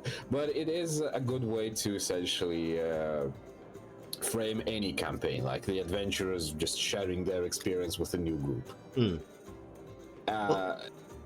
It would like basically like you create a full character and you basically plop them in different parts of their past where they were much weaker. So the leveling was absolutely like irrelevant. It's interesting because like there's one of the like mechanic of the ideas that I was kind of writing for, not necessarily this campaign, but like still I can convert to this campaign. I was literally looking at a way to like make it work more mechanically sound in a way that is a bit more, well, easier for me to keep track on than, you know, just trying to like be focused on like storytelling, map building and all that kind of jazz, and literally just writing and then just trying to flub things together and make sure they connect. Like I said, that's next year's kind of business, but like at the same time, like I would like to kind of get something like that working, and if we could, and I'm not saying that everyone has to try it or whatever, but like, for instance, Panda, if you ever wanted to try doing like something like a one-shot or whatever, or Muffin, if you wanted to try doing something like literally just like a fun thing, we could like spitball some ideas. Like this is the whole point of Murkwatch, right? If we don't have the whole cast and we can't do the next session because hey, it just happens to be, you know, Pandad's bachelorette party and he's not there, we could do something else that is, you know, a little bit more focused on all the other characters, but it's difficult to like break the flow of the you know, of that. Like this is why I feel like we need something that is a little bit like to the left, you know. It's either that or we have like you guys just make different characters who are all the way back at Murkwatch and they're having to deal with Murkwatch. You know, they're like the guards, you know, the B cast cards who are, you know, who are not like the A team that you guys are. I'll be honest, I think having a quote-unquote B cast for Murkwatch shenanigans could be a very interesting aspect to kind of fiddle around with. I do like the idea of like one of you guys playing an NPC that you guys like, though. Like just like one of you is just playing Hamish now, just, you know, like. But I hate all the NPCs. So, you know, like something like that. That could be like a little fun, like, you know, all right, not everyone can make it. We only have 4 people here, like, you know, something like that. That could be like a fun little like side adventure, which is not necessarily attached, but you would still get some world building. You'd still get some lore.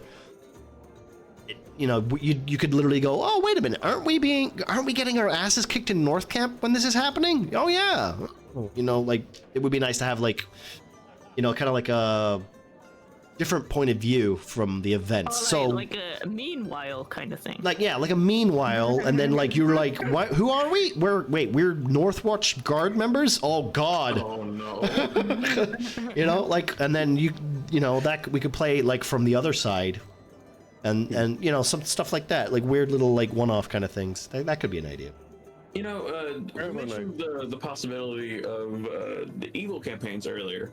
The idea of having a sort of a villainous one-shot where instead of like the Northwatch gang, instead of being the guards, you happen to be a group of small cultists that have to infiltrate and start doing shenanigans within the city. Yeah, that could work too. Yeah. I mean, well, to be fair, if we were gonna do it anywhere, you would probably do it with the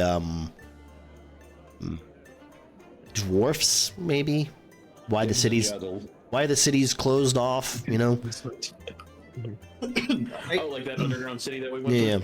Or the portion of it we went through? Well, you went round it, but technically you went kind of through it, but you know. All right, what else? You know what, we're gonna like maybe wrap up here a little bit, because I have a lot of vegetables to unfortunately prepare for tomorrow. I gotta take cake to decorate. I had to take a turkey out of the oven and start doing things to it. Perfect time for this. I mentioned the concept specifically because it would be a nice canvas to use for origin stories. Go through I think we can manage to fit all the origin stories in 2 sessions that way. Well, here's the thing, right? With the origin sessions of like maybe a character when they were younger or whatever, and you can kind of like create like a little bit more history or a little bit more backstory with that character. The problem that I have with those is that like you would literally have to have every other player playing someone who wasn't the character, right? You just like, and it would be very specific kind of character. You would, so like for instance, Penny wouldn't be playing Penny. I don't see like how that could happen, but without it being, you know, it would literally just be like you guys all have to make new characters, and then like every time for each origin story. That's the only. There's also another way we can do it, which you would hate. Okay. Yeah. The Mindscape. Mindscape. The connected unconscious during one of the some sort of an event, you know. I mean, I guess so. Like we all go to sleep one night and have a shared fucking dream where we all have to fucking. Well, I do mean, some we could bullshit. always do that with like any Something with that. any Feywild dream or It doesn't whatever. have to be a dream, but Yeah.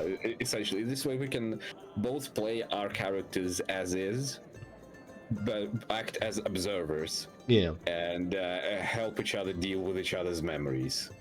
Yeah. While, Harry Potter. while viewing them. I mean, we could do that. That would be a little stranger to do in concept, but yeah, I guess I could fiddle that As around. I said, it is a worse of the two.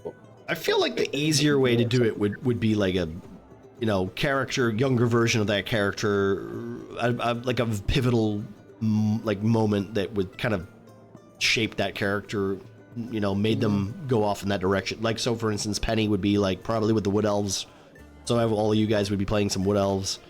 Maybe you guys would play like a random human guy who just happens to be there or whatever. You could play characters, but they would all be there, and their fate is kind of either fucked up or in the smoke because you don't know what happened to them. That gives you a little bit. That gives you a little bit more lore on the elves and all that kind of stuff. So there is that kind of element, which I've always kind of liked the idea of, just for one-shot stuff in world building. But yeah, like I said, yeah. Sorry, Panda. I was gonna say, though I hadn't thought for mine because I could do something for Pandad since there's a little bit more of a complicated background. It makes it easy that I could throw all of you into just characters, just random characters that I make that would fit there. But we've done it before in like a different campaign where it was like it followed like one person, where like the DM led that either main person or whatever, but the like rest of the group was just bystanders, and Yeah. it left over extra characters that came back later that they're like, oh shit, we recognize that Yeah. person. So like we know this person like in the meta, but like our characters don't know who the fuck this is, so it's Yeah, kind of yeah. cool. I mean, so I might look into maybe making something for Pandads, and Be kind of gives cool. you some extra characters to play with possibly for the background stuff.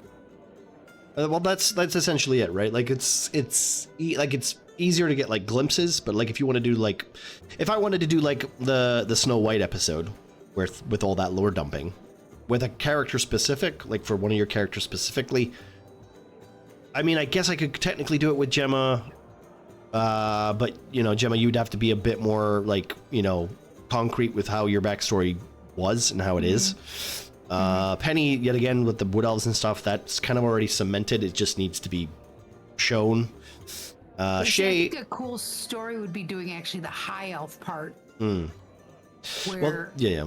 Penny gets dumped with the, like that's like you set up a campaign where what everybody has, because it could go anywhere, but you have a goal. Okay, your goal is this, and getting them to a specific point in your character's history. Like your goal as a high elf is to replicate this magic, right? And you got to get there, and when they do, then the consequences happen. That's why I kind of like the idea of playing like, that's not exactly NPCs, but like adventurers of a different kind with a different objective. And whatever happens in that game has repercussions on your characters, like origin story stuff that's in the past. So it's like, it's already happened. So it doesn't really have any repercussions. But like if we were playing like the North Camp, where you guys were fighting as the North Campers against the cultists, if I could go back and redo that would be kind of fun, because they'd be like, all right, North Camp isn't gone because you guys won that fight, you didn't lose it. You know what I mean? Like it gives you like a little bit more of like, oh shit, if we won that fight, would that mean North Camp would still be here? And it gives you guys a bit more decision making in if the camp was, or in the world building essentially, or if the camp was there or if it wasn't, because technically you got there late, so therefore you lost. Technically the creatures were stronger, and most of North Camp was gone. Like that's literally was my deciphering point in that storyline. Yeah, that feels like it doesn't have much involvement from you guys, besides you didn't get there quick enough. So with like a one shot where like you know, maybe there was a ritual, maybe like we do like the Jadal ritual, right? Where he's like, oh, I'm going to corrupt the magic. You guys play, you know, some adventurer, wood elves or whatever, trying to stop him. And, you know, the campaign, like, you know that he technically wins because he's got the corrupted power. He knows how that works, but how, like, is the reason that he's like not as powerful as he should be because those adventurers stopped him, you know, or not? Therefore, there's a concept for a one-shot kind of thing. Yeah. You know, I have just a couple ideas. I think we can You can go. also follow the guy that's off running out somewhere in the whatever other side that we haven't interacted with. Well, He's probably remember his long name. dead. you know, he might be hanging out with the Bandit King. Like, you know, he's. Yeah, that was my actually running joke throughout the entire session when the Tiers 5 appeared. It's me asking people, who do you think, which one of them do you think will die first? Well, you know, I mean, The that could happen. The absolute disrespect. Simply because, like, Nox died several times. You think, okay, this place is dangerous. I have a question. Okay. Which is gonna be mildly inflammatory. Oh. If given the character sheets, if given a character sheet of a player for a session, how would you fix that player character? Among all of us. I'd reroll Gemma stats. I would take away the bird from Bean. I would Fix, not freaking ruin. No. I'd take away the bird because she's already too powerful. She doesn't need the bird. Yeah, I would say I would agree with Nox. Fix instead of right because. Well, this is why I think it would fix because I think you have too many tools sometimes, Bean, where you like because you have wild shape that you barely use.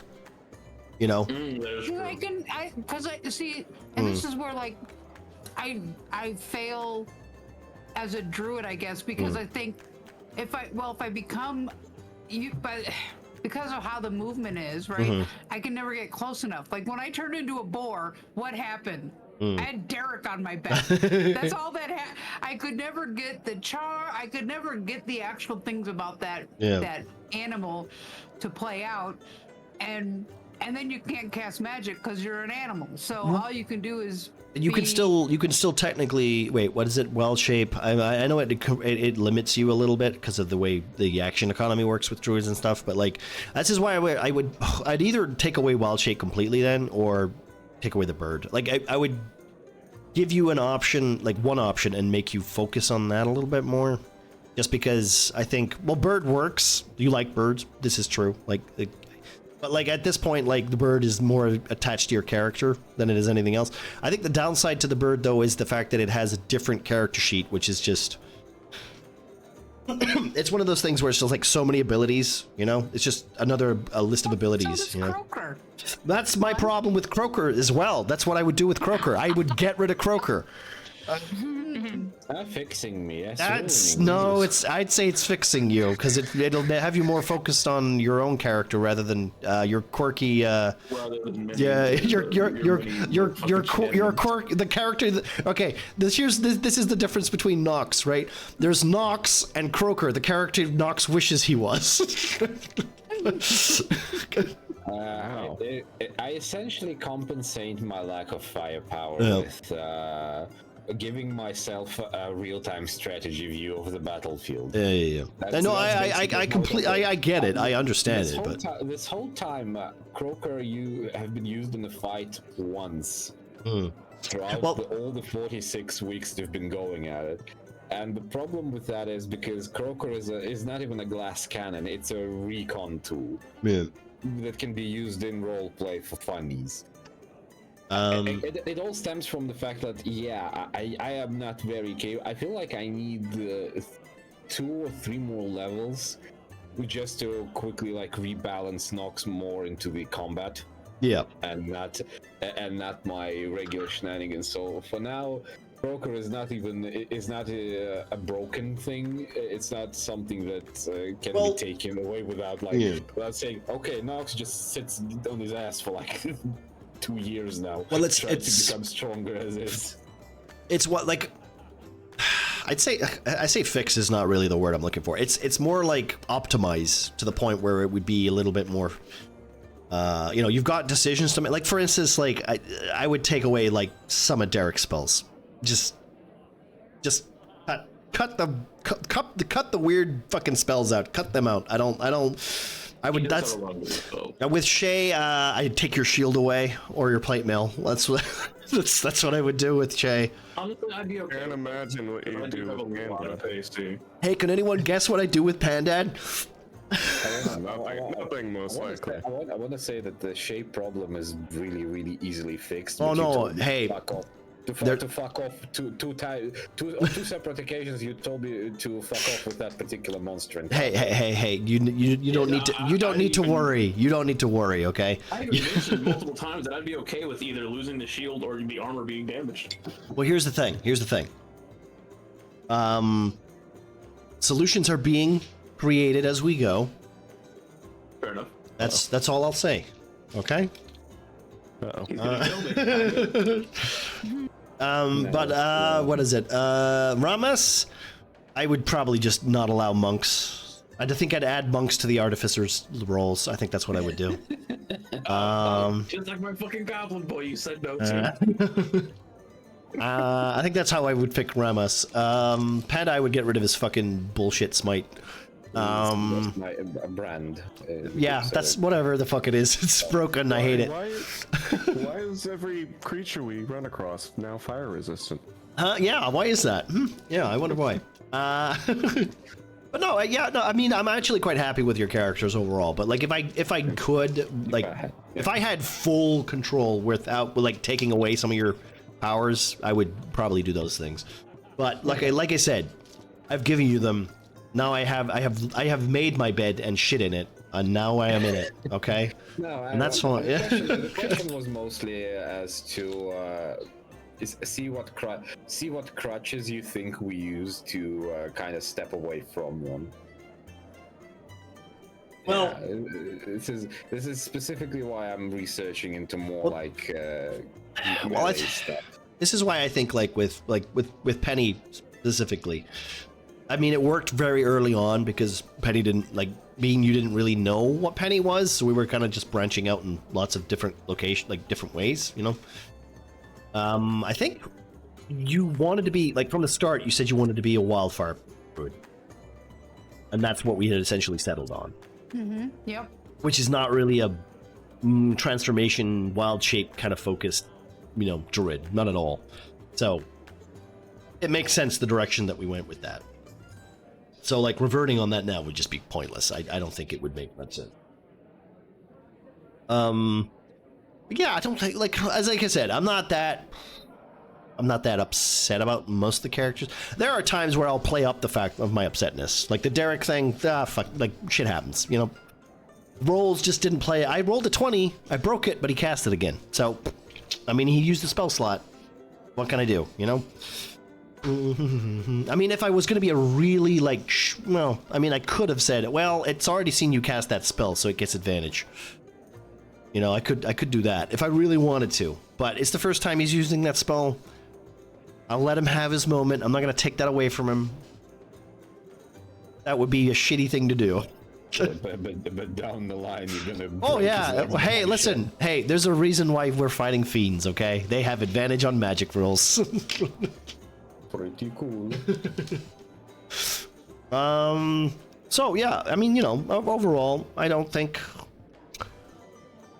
Like I said, I like giving you. Oh, sorry, Panda. I was gonna say one thing I would probably critique, I guess, is that the magic items you gave us. It would probably be better just to pick them yourself, because I feel like it gives us a free reign of taking something really stupid and strong, which you can veto, but Well, this is why I vetoed a lot of them. Let's be honest. I got 6 what ifs from Nox? Necronomicon. No. We settled on one, which was a modified ring. Yeah. And I just showed you my backup idea, which is just even more fucking Yeah, more fucking yeah. And I know everybody wanted the spell slot spell. Yeah. To put things into perspective, it's a robe that it's a robe with a lot of patches on it, and each patch has a unique item behind it. Yeah. Like it's essentially interdimensional pocket, and the items range from like 1,000, like 10 bags of 100 gold each, a portable fucking ram, a boat, or 2 horses. You know, that type of stuff. Just in my pocket, just in my robe that I can tear off at any moment and pull in. So that's this. I was gonna take boots where I could basically jump and then fly to the highest height. You use the spell, what was it, like Gravity Fall or something? Gravity like Fall, that. yeah. And then do the maximum amount of fall damage, take like half, and then, or not even half. I don't think I take any of the damage. I think that was it. If it's below maximum, I don't take any damage. Yeah. And then I could just go back up and do it again. So basically do like 160 damage or some shit. That seems like a really good item to give you, you know, at level 5. Yeah, like no. Okay, I like mean, if you let me, I would have taken it. Yeah. I mean, I'm sure there are some DMs that'll be like, yeah, that's a cool idea. I'm at the point where I'm like, listen, mate. Okay, there are like 8 of you at sometimes. How the fuck is anyone gonna fight or anything that's like you guys are just gonna be fighting like what Terra whatever they're called every session. Look at some of you guys had like some wacky fucking magic ideas. I just wanted a ring that upped my wisdom by 2. Yeah. Jesus, no wonder you're so fucking kosher with my items sometimes. I'm just like, I just want a ring. Yeah. You're like, yes, that sounds great, Marcy. That's great, thank you, Marcy. I had 2 options. It was the boots or it was the necklace I got. The Sure, necklace I got was one of my spells useless, so now I need to choose a new spell, but that's fine. Sure. How many rings of spellcasting requests did you get? 3. Oh, by the way, Panda, I think I have a counter to your complaint about magic items. Because you're talking to a survivor of forcible application of a magical item. Well, I mean, that was a chat redeem, so... Every once That in a was while, so awesome. every once in a while, Manic will concoct with our hints some sort of a chat redeem. So if chat is generous enough, or if there's enough people to remember they have points and that's happening, we can get an item thrusted upon us for no fucking reason. So, Hey. I wish that would happen more often, to be honest. Well, How did that happen? How did me and Nox get that ring of shared suffering? Was hey, that you know a what? chat redeem? that was a chat redeem. Yeah. And it was... that was the chat redeem, and then it was a roll, 2 rolls. Yeah, it was a chat redeem and 2 rolls, and I like, you know, when we picked Derek, you know, when we said who's he gonna teleport on top of, and then we rolled Derek. Oh yeah, the fucking Marcy rolled about or pick a Yep, number. literally the same thing. Just that's how I decide who gets Also, fucked by chat. It wasn't like destined to be me and Nox. No, it just happened to land on both of you. Oh, because it was so perfect. Would have I mean, been it was like so- that is it was- literally a storyline that could have gone somewhere else, you know. But now you guys are connected in a way because of chat, which is why, like, yet again, this campaign is a lot of fun just because we get a little bit of chat involvement. And honestly, that's also another question that I would like to say, like, if we could, because I have literally a bunch of ideas that I'm planning to like pull out my ass next year. For chat involvement going further into this game.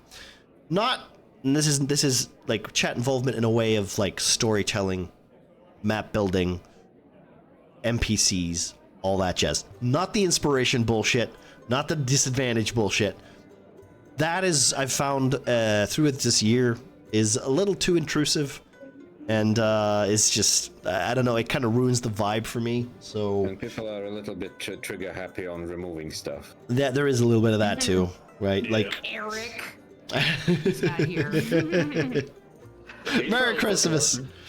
Little bastard. Merry Christmas, Eric Hikari. We are gonna end soonish, actually, Lynx. So if you know, if a certain streamer man wants to do his thing, you can go right ahead and do that, because we can end on a last question. We'll end on a last question.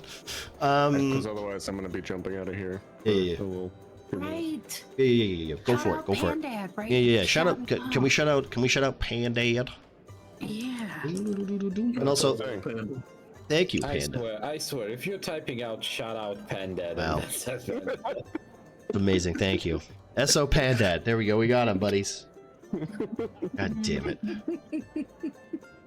Come on, you know I'm gonna do that. Yeah. Easiest dad joke. I think I'm gonna do my Lego. Doing Lego? Cool. Alter ego bear father. Yeah. We'll be raiding out to Panda. Is that correct, Panda? Yeah, I'm gonna do Lego and then Okay, probably play Toem. Toyom. Well, I have my. I'm gonna start making my Christmas cooking for because I have my Christmas on Christmas Eve. So tomorrow you won't see me. You won't hear from me. I'll probably be busy. I'll probably be in chat and saying hellos and stuff like that. I'll be streaming tomorrow. Well, congratulations, Gemma. I hope you're having a good Christmas. Yeah. Bean, I went tomorrow too. Muffin, Marcy, Bean. Thank you very much. Can I say this? Thank you very much for being my players, and I can't wait for next year. It's going to be a good time. I'm quite excited to see how we fuck up my story this year. We'll live in more ones. Don't worry. We'll see. Maybe we should have a 1 counter. Should we have a muffin 1 counter? I feel like, and then when it gets to like 100 or something, he just gets a free 20.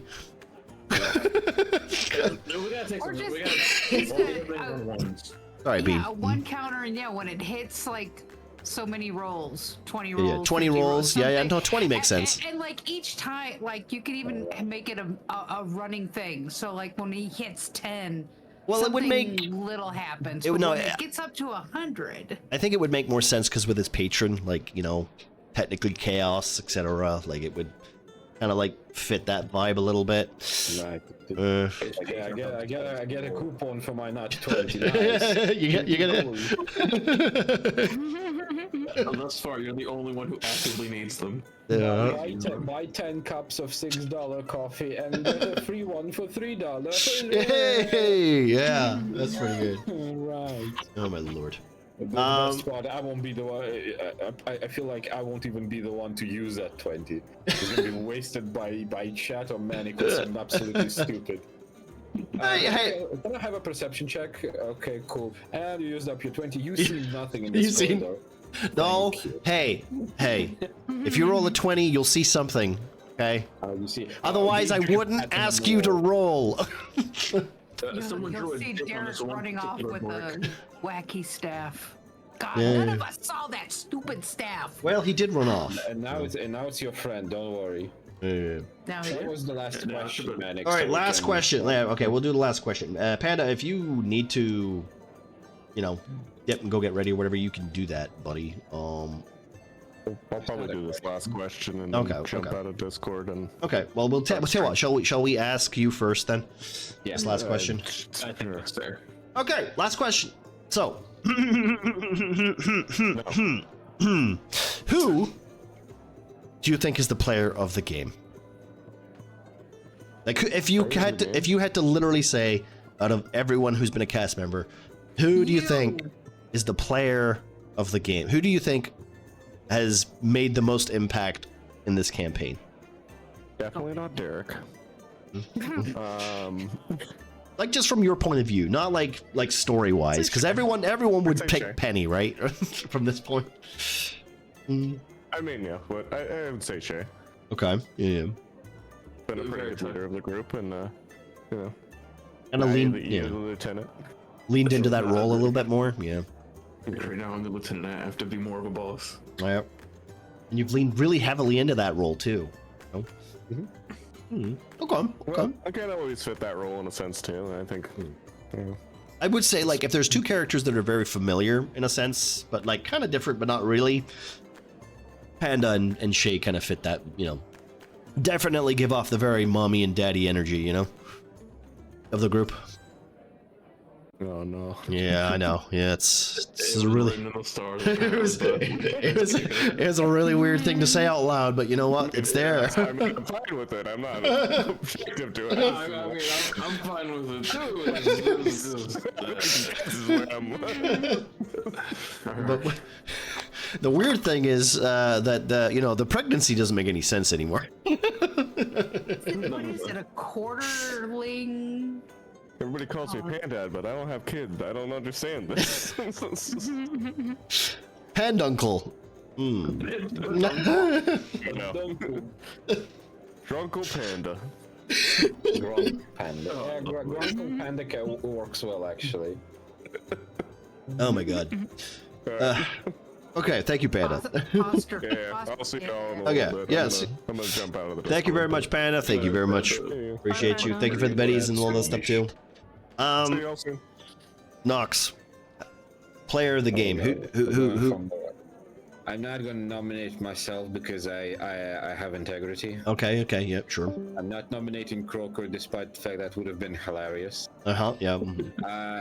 Without leading into much, like for this year specifically, because it was essentially the center of the story. Yeah. I'd say the most important player for the campaign, in my opinion, was Penaneth. Yeah. There's no argument there for me, really. Like, yeah, Penny's character it's had more involvement it's than. integral to the story. Yeah, it's Also, the way Bean brings a lot to the character. Penny is one of a kind character I've never had. It's more or less. You still have fucking trouble to discern between Penaneth and Bean. You still say she. Her, Well, I her, mean, her, the problem, like here specifically, it's because we're not talking in character and stuff. I do catch myself on that sometimes too, but I'm literally talking about Bean when I say Penaneth in this situation. yeah. And I know that annoys. Bean Yeah. and Penaneth are There's a lot of Bean energy in Penaneth. yeah, exactly like Right. Being There's you not a truly lot do of embody role-playing in Penaneth. Penaneth. I get it. And yeah, I, so I'm gonna Whenever go with we're that. playing D&D or fucking Remnant 2, it feels like I'm playing with Penaneth half the damn time. Like, Marcy, where'd you go? Bean, I'm this way, down the hall. Where'd that damn kid go? where'd the dead kid go? Hey, we're looking forward to the new Penny memes this year. Okay, They're gonna be great. the next year. Sorry. Yeah.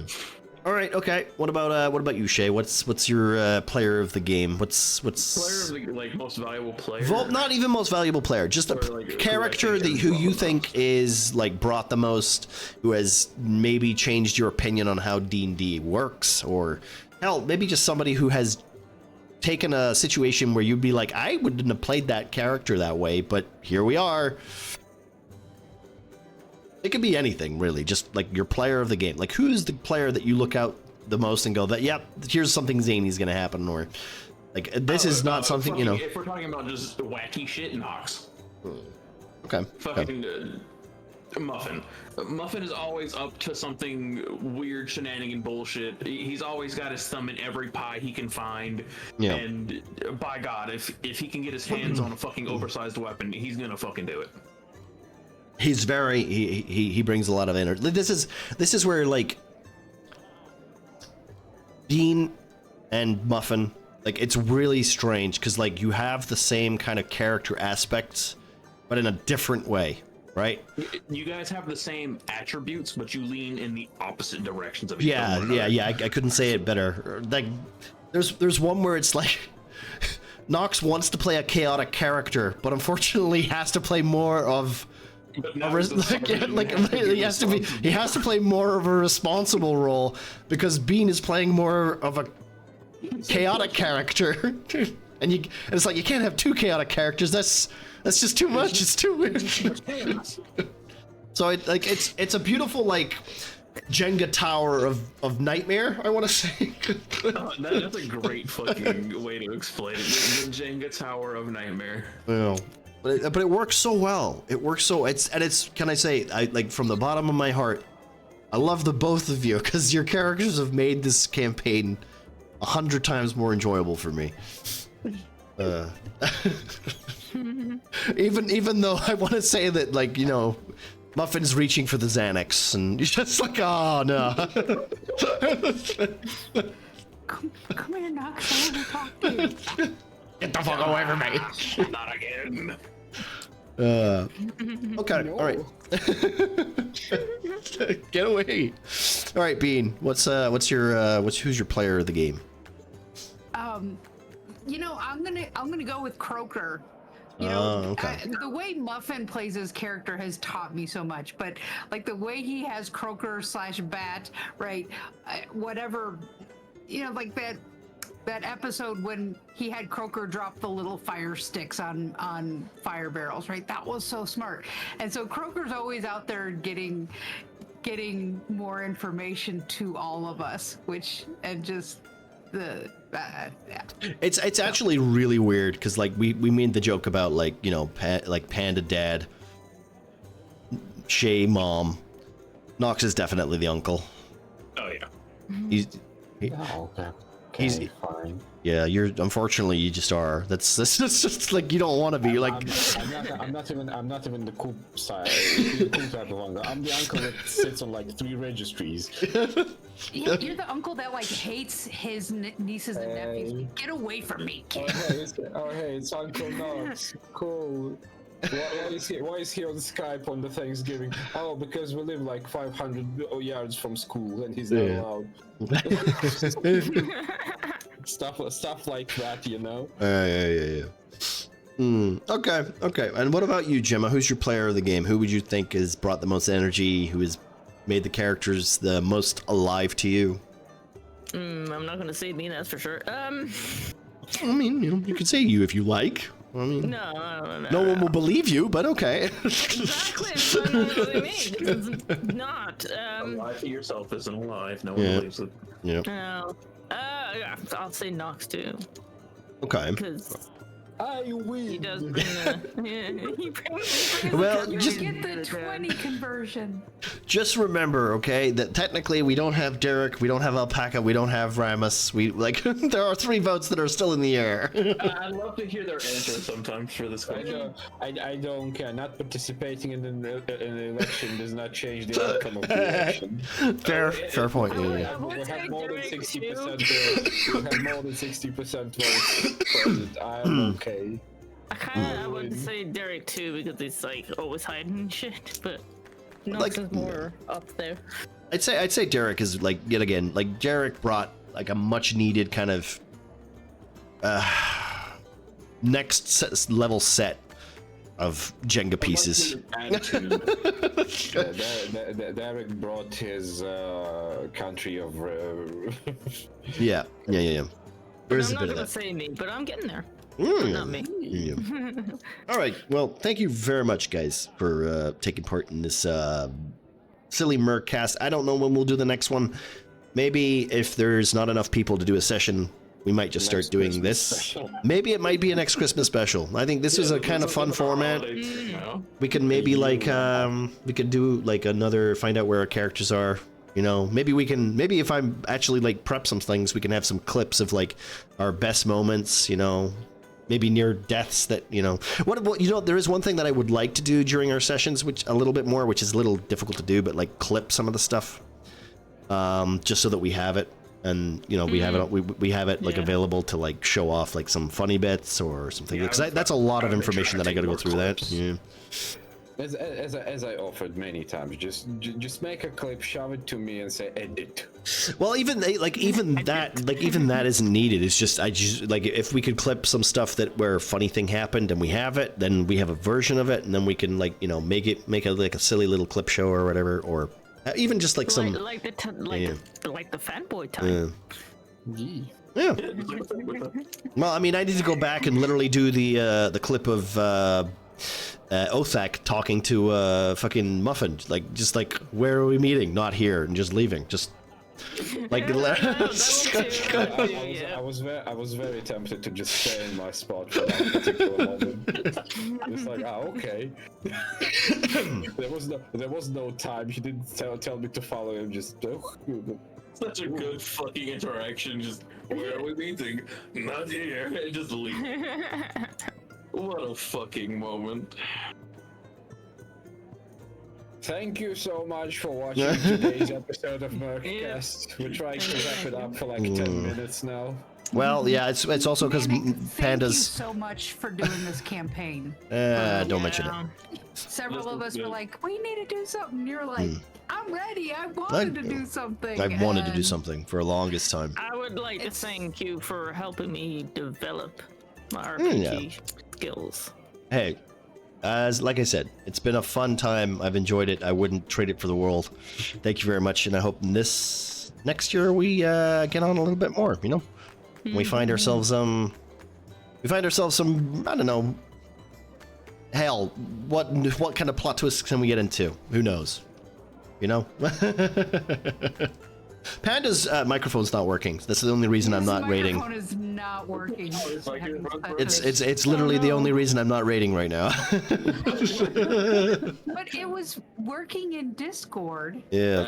I want to say I feel like he just fucked around with the settings and and just went.